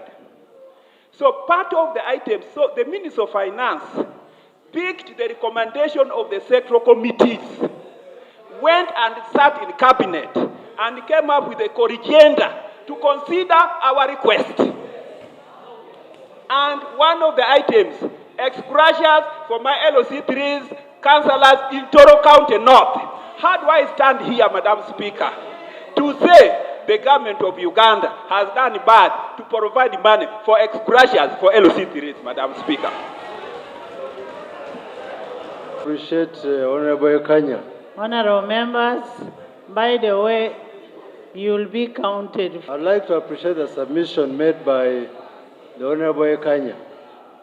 And in my capacity as the chairperson of the Finance Committee, and the members of the committee know that we receive a number of unfunded priorities. And that is partly the reason why the ministry had to go back and review some of these issues. So I concur with you. Item 6. I beg to move a motion that this House resolves itself into a committee of supply for the consideration and approval of the estimates of revenue and expenditure for the fiscal year 2024-2025. I beg to move. Over. Right Honorable Speaker, a figure of 19 trillion is reflected as a debt rollover. When we go to the figure of statutory obligation, that figure now goes down to 12 trillion. Right Honorable Speaker, by virtue of that, a 7 trillion is not accounted for as a statutory obligation, which gives a misleading figure of a discretionary budget, and therefore collapses all the numbers which we have considered. I'd like to beg the Minister of Finance to tell me how a figure of 19 trillion as a rollover now goes down to reduce to 12. Because, Right Honorable Speaker, for the first time, for as long as I've been here, it is the first time I've encountered a budget report that does not establish a discretionary budget. It's for the first time in the history of this country. And why that is so is because these figures cannot balance. As long as you reallocate in the table below, where you have captured the 12 trillion, and I like to be collected by anyone in this parliament, where the debt rollover figure disappears and turns out to be 12, which gives a misleading figure of a discretionary budget, which gives misleading figures of all the reallocations that have been considered by the Budget Committee. Madam Speaker, I would like to take on Honorable Chivumbi line by line. And with your indulgence, I want him to repeat what he's saying line by line, and then we debate. Honorable Minister of Finance. Not line by line, but word by word. Letter by letter. You have... maybe before you take, you go line by line. 20 billion is 19 trillion. Is a total of 7 and 12. 7 being BOU, Bank of Uganda, and 12 being rollover.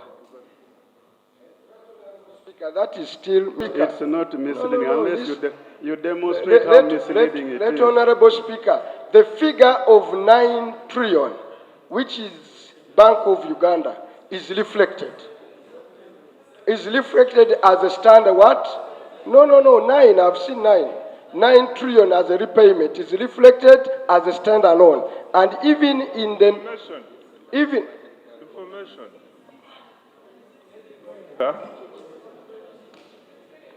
In the preliminary resource envelope, which we submitted, which we presented to the committee, under that line item we had 12 trillion, which Honorable Chivumbi is referring to. Now, in the agenda, I have provided additional resource envelope and allocations. And under item 6, treasury bonds, 7.778.53, all totaling to 19 trillion.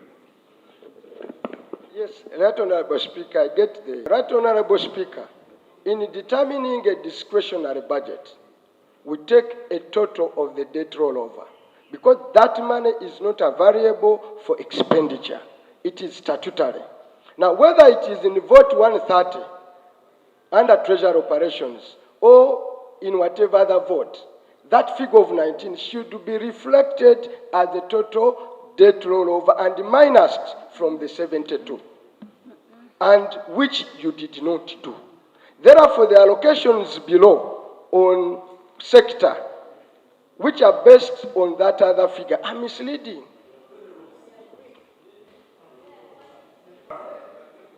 Right Honorable Speaker, I think the issue here is, because we are now looking at two sides of this budget, the revenue and expenditure side. Our biggest concern would be if the revenue side was not balancing with the expenditure side. There we would have issues. But the budget we are considering now, both two sides balance. The expenditure and the revenue side balance. And therefore, there is no problem at all. Right Honorable Speaker, there is it's of a material nature. These members who have been here, who have been considering a budget, the table that is so critical is the one that provides a discretionary budget. Now, smartly, and for reasons that I know, they are dodging that table. The fact that they are dodging that table is why these are the reallocations in the schedule which Parliament has considered is grossly misleading. And I want the chairman of the budget to know, for the fact I've been with him for as long as he has been in the budget committee, to tell me which budget were ever considered in this Parliament without establishing a discretionary budget. The word discretionary. You are trying to understand which of the monies take first call. And when you go to the report on page 19, it clearly specifies of the 72 envelope, there is an amount, the following commitments take a first call of expenditure. And we have listed it there. It's there, and if I can read for you, external debt repayments, project support, domestic refinancing, 12.021. That's a debt interest payments, appropriation in 8, Bank of Uganda recapitalization, 9. 603, domestic areas, 200 billion, domestic debt payment, Bank of Uganda, 9.1 trillion. That takes the first call. It means the rest is discretionary. Right Honorable Speaker. You can get the figure. Right Honorable Speaker. Above. Except the one for debt rollover. 9 billion domestic external borrowing is as is. An admission of an error. I think the Honorable Minister was nearer to it. That the figure that they provided in the 52 was not revised when they came to this. The danger with this is that it gives you a misleading figure of discretionary expenditure, which you have tactically dodged to put in this figure for the first time as long as I can remember. And Honorable Speaker, it is important that we know, because it is the statutory first call, is total 19 trillion, which is the same as debt refinancing. I think we are laboring on something of not much relevance. Once information is there, it's enough is enough. Disclosed. Once you have disclosed fully what takes the first call, then you have made the disclosure. There's nothing hidden there. Right, Honorable Speaker. Honorable. What? Unless you can prove, right, Honorable and colleagues, unless you can prove to us that after disclosing what takes a first call, it does not balance from the 72 what we are supplying. That's when we say it's wrong. But after we have disclosed what takes first call, from the 72, the remainder is what we supply. Right, Honorable Speaker. 41 above. Yes. When you go down, domestic rollover is 12.2. It should have been the figure up, brought down as is without a substitution, because it's a statutory obligation which you cannot vary or take away. And that changes the context of the whole of the reallocation.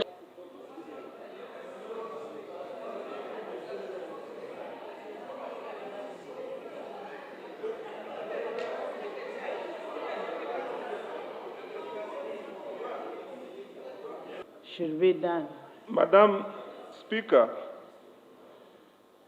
we had a resource envelope of 58.3 trillion, which took account of the debt rollover as 12 trillion.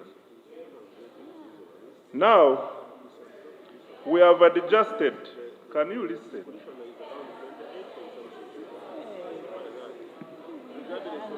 Now, today, we provided an additional resource envelope totaling to 13.7 2.95 trillion.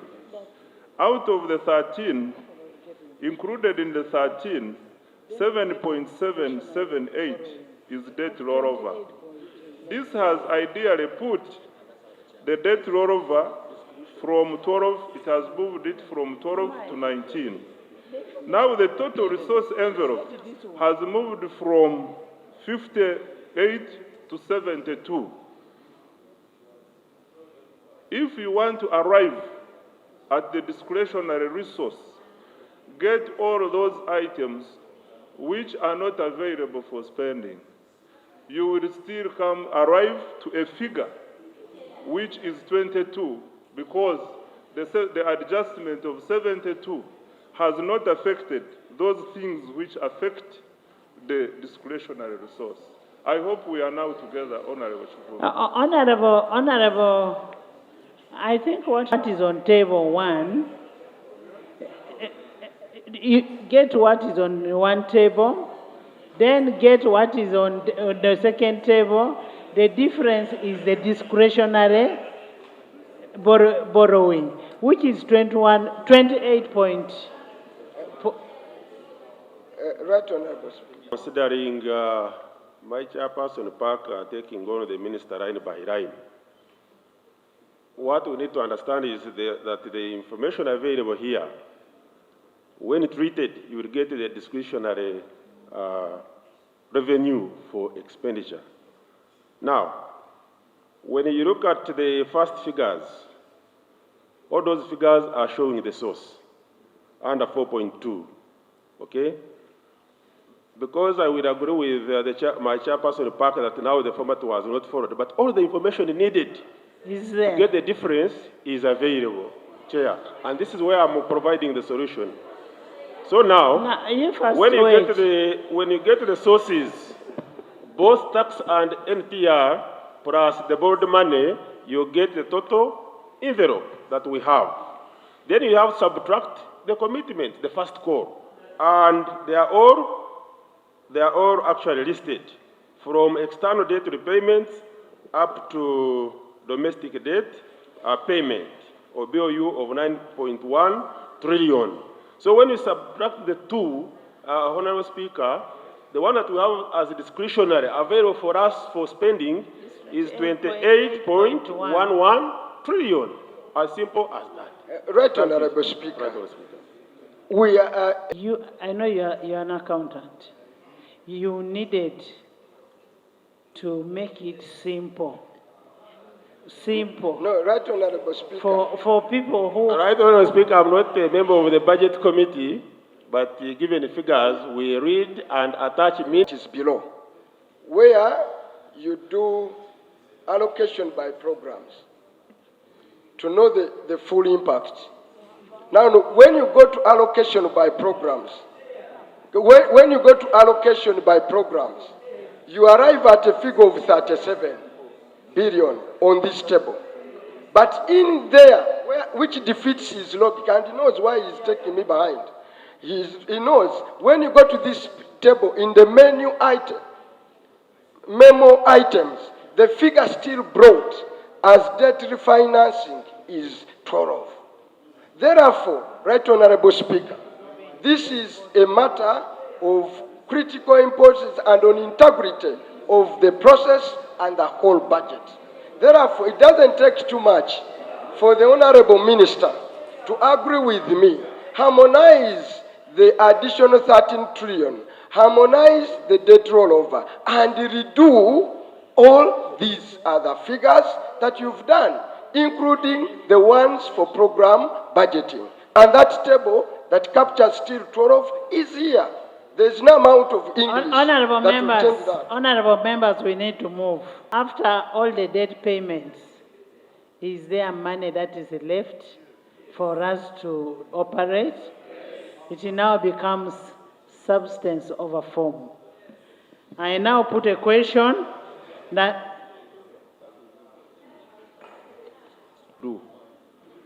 we are going to pay more interest. If we broke that interest per all our obligations, it will not reach 34. So So they needed to help us understand how they arrived at that 34. Because this is a fundamental issue. You know, if The you fundamental issue. listen, if you go and borrow money from an institution, from a bank, you're given a repayment schedule. And when you're given a repayment schedule, you're even given, in case you default, how much interest you are bound to pay at a particular time. So the basis of getting the amount is that assumption that you have repayment schedule, you have commitment fee, you have all those fees that you're supposed to do. So the information is that not just on my past experience, I am guiding as an accountant, as a lawyer, as a banker, as somebody who knows what is supposed to be done, and as a speaker of this house. I put a question that the House resolves itself into a committee of supply to consider approval of the national budget estimates for financial year 2024-2025. Those in favor say and the contrary, nay. That as we supply, we will give the votes for instance central government and up to central government and supply central government.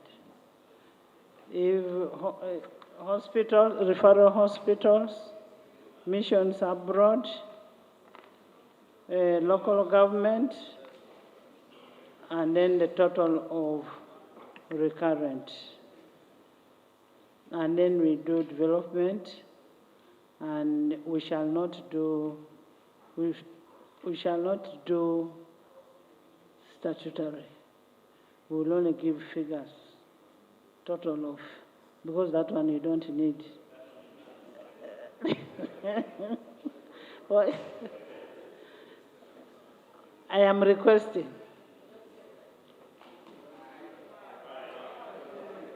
those in favor say the contrary, nay. The ayes have it. Thank you. 686,221,851,000 be provided for votes under 001 to 023, 0109 to vote 129, vote 132 to vote 167, vote 301 to vote 313, vote 401 to vote 402. Central government as recurrent expenditure for financial year 2024-2025. Those in favor say on the contrary, nay. Boss, you cannot say order. You will not order me. We are in a process. Development expenditure for referral hospitals for the financial year. I don't know why you are supplying. You're bringing procedure. You're bringing an order. You're bringing what? What's wrong with some?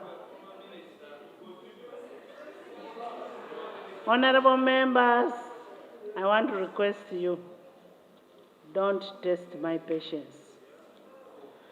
Development expenditure for referral hospitals for the financial year 2024-2025. 703,784,000 be provided for vote 403, 420 to 420 as development by expenditure for financial year 2024-2025.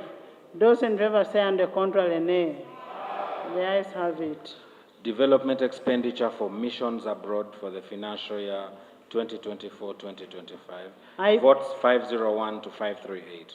I put a question that a total sum of Uganda shillings 63 billion 389,068,000 be provided for under vote 501 to 538. Missions abroad as development expenditure for financial year 2024-2025. Those in favor say and the contrary nay. The ayes have it. Development expenditure.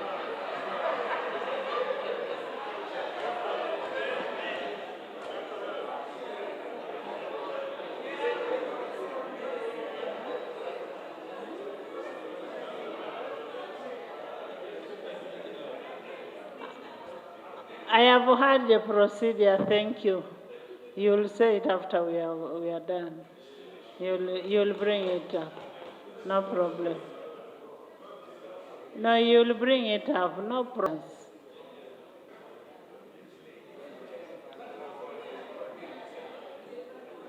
This time justice delayed is not justice denied. At a total sum of Uganda shillings 786 billion 204,860,000. I put a question that a total sum of Uganda shillings 786 billion 204,806,000 be provided for under vote 601 to vote 935, local government as a development expenditure for financial year 2024-2025. Those in favor say and the contrary nay. The ayes have it. Total. I put a question that the total sum of Uganda shillings 34 trillion 749 billion 898 million 622,000 be provided for as a total development expenditure for financial year 2024-2025. Those in favor say and the contrary nay. The ayes have it. Grand total expenditure for the financial year 2024-2025.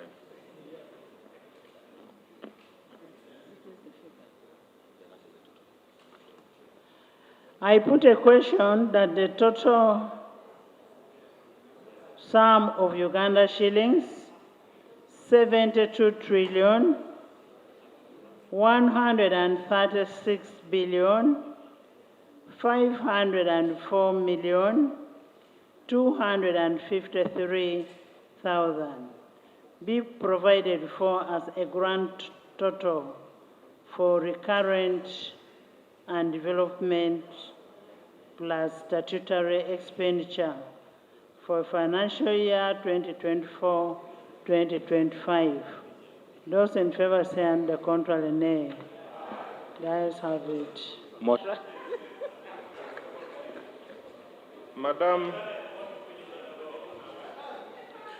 Madam Speaker, I beg to report that the Committee of the Whole House has considered the budget, the estimates of revenue and expenditure for the financial year 20.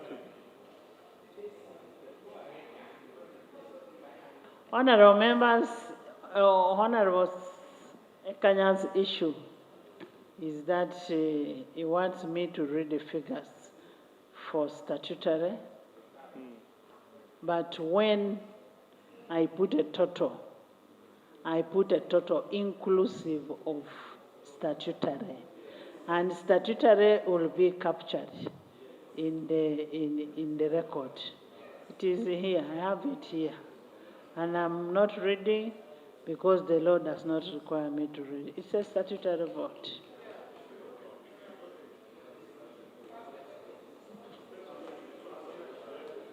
Statutory is not appropriated. That's why you find the budget committee does not even touch. It is only the president who approves it. Yes. Madam Speaker, I beg to Say she report. come and tell Kanya because it seems he has not understood. Madam Speaker, can I report? Yes.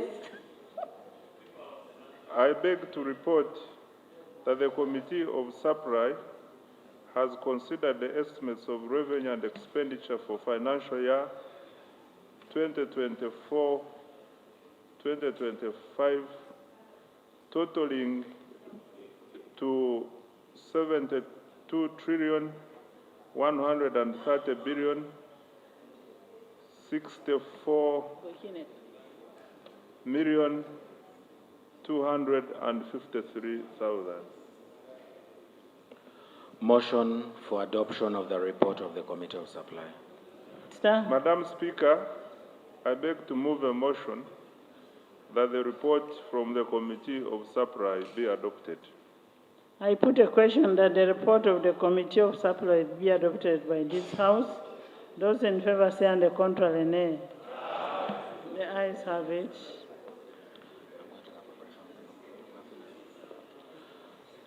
Thank you so much.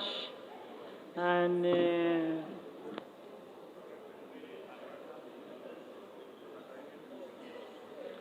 honorable members, Bill second reading, the Appropriation Bill 2024. Honorable Minister. Honorable Pendi, don't disturb Haji Abudu. I'm not safe when you're near Haji Abudu. Even Eric.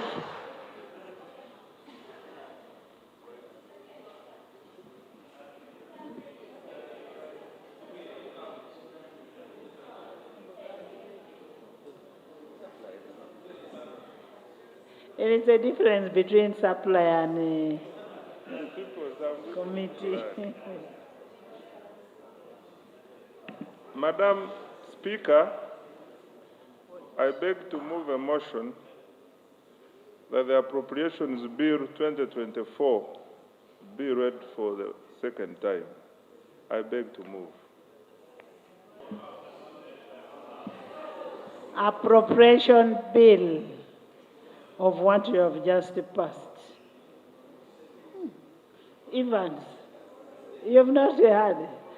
The whole House has supported, including Afande Nekesa, Afande Kavuma, Sechi, by the whole House.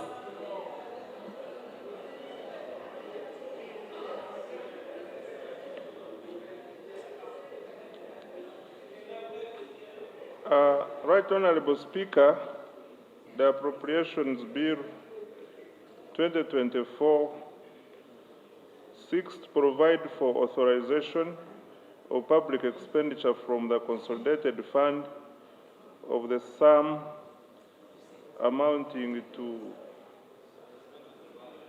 No, we don't appropriate capital. Give me the sum which we appropriate.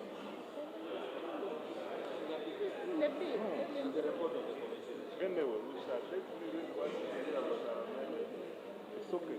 Okay, since you are going to amend. Madam Speaker and honorable colleagues, the Appropriations Bill 2024 seeks to provide for the authorization of public expenditure from the Consolidated Fund of the sum of 30 trillion 314 billion 512 million and 100,000 shillings only to meet the expenditure for the year ending 30th June 2025 and to appropriate the supplies granted. I submit, Right Honorable Speaker. Thank you. Chair, can you give us a brief report?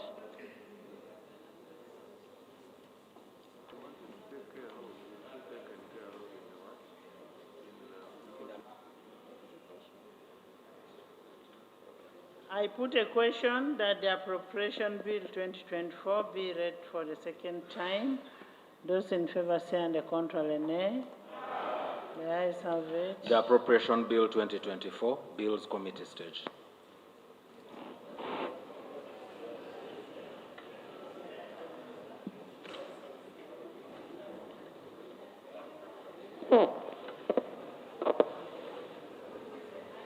The ayes have it. Clause 1. The chair has read. And ordinarily, It's an amendment. yes, it is an amendment. And he's the mover, at which stage probably would have considered in the first place. But he's... And he's supposed to come and concede now. yes. I have not called him yet. Yes, but at this stage, at this last minute, still conceding to an amendment. There is an amendment in the clause to synchronize the totals that has been moved by the chair. Minister. Madam Chair, I agree with the amendment as proposed by the chair. Attorney General.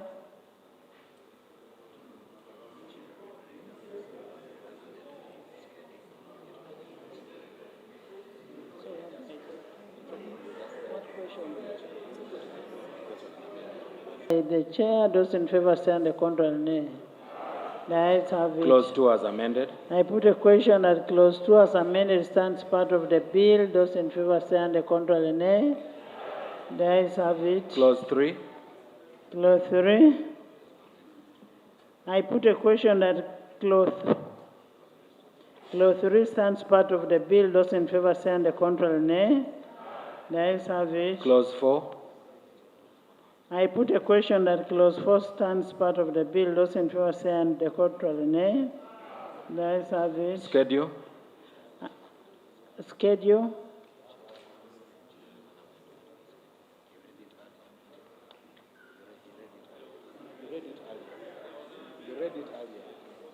Madam Chair, I propose that we replace the amounts in column 2 of the schedule of the bill with the following schedules, A and B, for recurrent expenditure and development expenditure, respectively.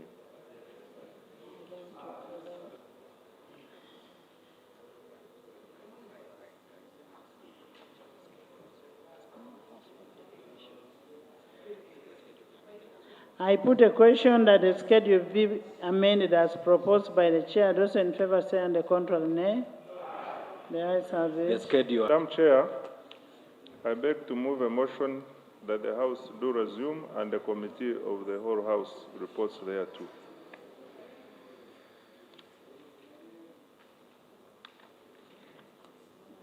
I put a question that the House does resume and the committee of the whole House reports thereto. Those in favor say and the contrary nay. The ayes have it.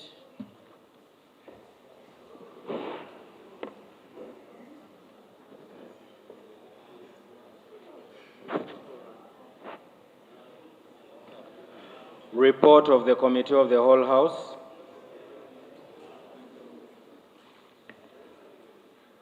Madam Speaker, I beg to report that the Committee of the whole House has considered the bill entitled the Appropriation Bill 2024 and passed it with amendments. Motion for adoption of the report of the Committee of the Whole House. Madam Speaker, I beg to move that the report from the Committee of the whole House be adopted. I put a question that the report of the Committee of the whole House be adopted by this House. Those in favor say and the contrary nay. The ayes have it. Bill third reading, the Appropriation Bill 2024. Minister. Madam Speaker and honorable colleagues, I beg to move a motion that the Appropriations Bill 2024 be read for the third time and do pass.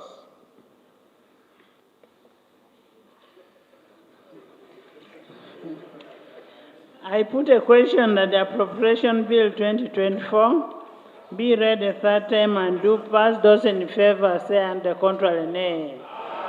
The ayes have it.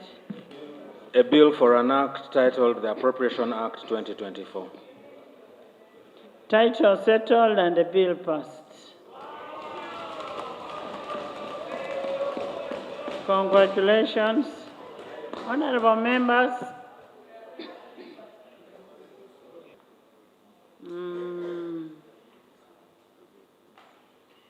in the next sitting that we are going to have, next session, we say we are a people-centered parliament. Not so. We need to take parliament to the people. There are some people who look at us on the cameras. They've never seen, they look at Sechi, but they want to see Sechi physically. If we can have a session in 4 different regions.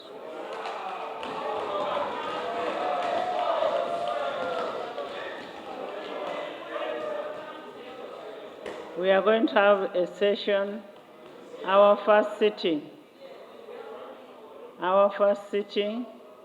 we are going to have 4 regions. We will have Northern region, we will have Central, we will have Western, and then we shall have Eastern. In Eastern, Honorable Masava will host us. In Central, we shall take you to Masaka. In Western, we will take to Mbarara. And in Northern, we are going to be in Gulu, Lukiko Hall. Honorable members,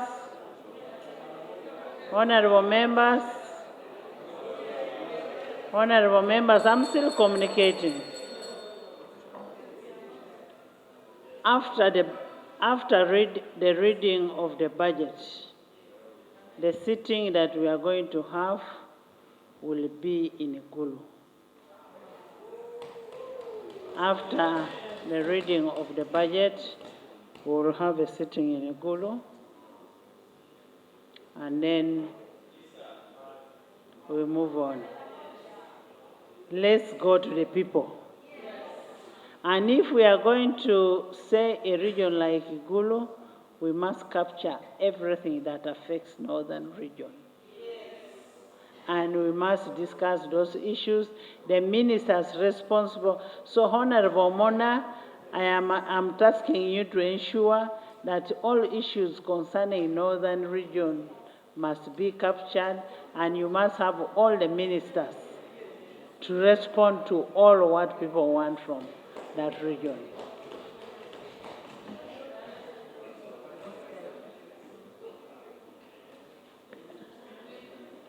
Right Honorable Speaker, I must say this is a very welcome, a very interesting innovation of Parliament, because you are the representative of the people, and therefore should also not just be seen, but should really be seen doing and represent the people.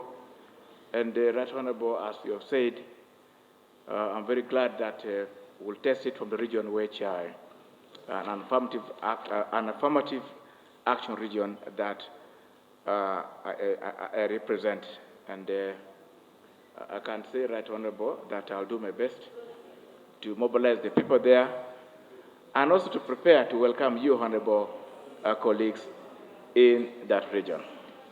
Thank you. Thank you, Right Honorable Speaker, for the initiative. And Right Honorable... Honorable members, I'm also told when I offered you to go to members' lunch, you did not do, no. The needful, was not done immediately, but I'm now informed it is fully, especially for. Thank you, Right Honorable Speaker. Madam First allow Speaker, Mzee to speak. First Madam, allow Mzee. Madam Speaker, you are. You, Right Honorable and colleagues, with us in Karamoja, we don't know where we belong. When it reaches time for the youth, Karamoja is divided into two. Some of the southern districts go to the east. Then the northern district of Karamoja go there. We want to be recognized as a region. So that we are in one place. How can we be tossed all the time like this? So I want this Honorable members, so that we are really recognized as well. Honorable members will advise Karamoja. I am making a proclamation. I gave my vote. Thank you.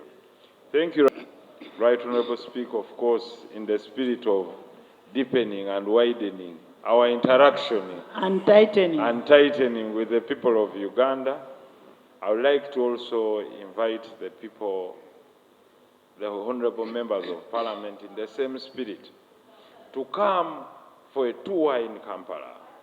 And you live here, I know, but a deeper tour to analyze the potholes you've left in these roads of Kampala.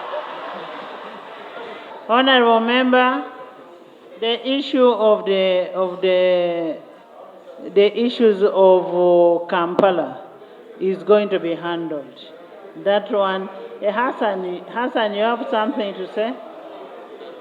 Thank you, Right Honorable Speaker. Madam Speaker, here to appreciate the enormous support you and honorable colleagues have been able to give the farmers of West Nile. Our plea has been a long-held one, but finally it was answered through a budgetary process. At this juncture, I therefore want to thank you so much and tell our people that you were very instrumental. I also want to thank the Honorable Chair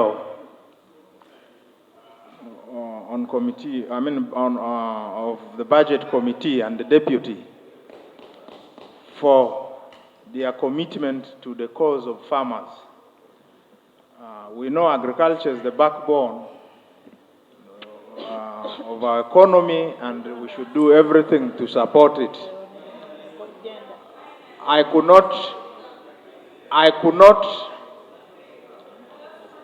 cannot stand here and not appreciate the Honorable Minister who went up to the people to make a commitment.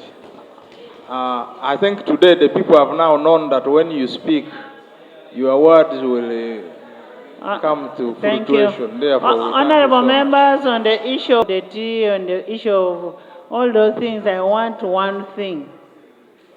Honorable members,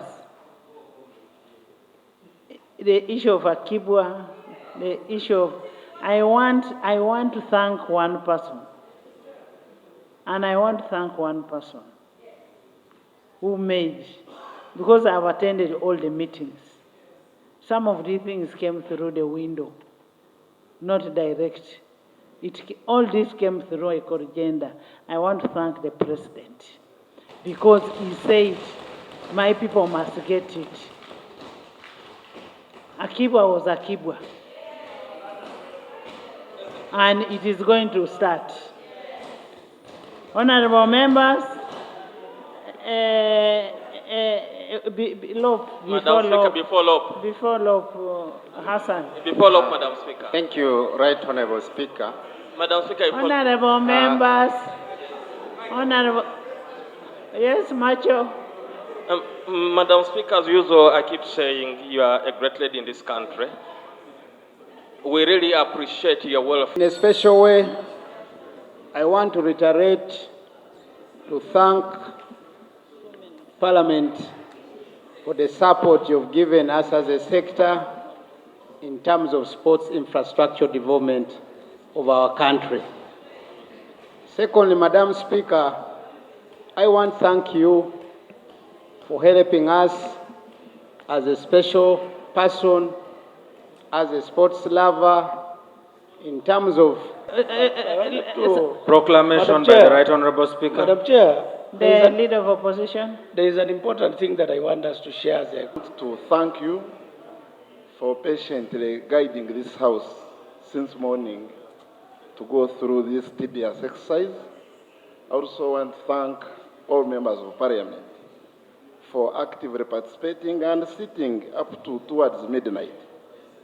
I will only implore government this time round, one, to take into consideration the concerns this side has put in the minority report, especially when it comes to the next budgeting cycle. And two, as I thank my young brother, the Minister of Finance, this time around, let us not have. We should encourage. Proclamation by the Right Honorable Speaker.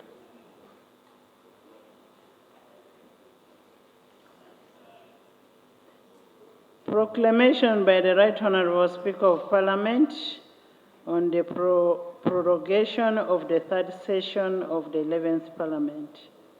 Whereas Article 95(3) of the Constitution of the Republic of Uganda provides that the Speaker may, after consultation with the President, prorogue Parliament by proclamation. Aware that the necessary consultation with His Excellency the President has been carried out, and it has been agreed that Parliament be prorogued. Noting that the third session of the 11th Parliament commenced on 7th June 2023. Now, therefore, in exercise of the powers conferred on the Speaker by Article 95(3) of the Constitution of the Republic of Uganda, it is proclaimed that Parliament shall stand prorogued with effect from 16th May 2024. Given under my hand and sealed at Parliament House, Kampala, this 16th day of May 2024. Anita Mong, MP, Speaker of Parliament.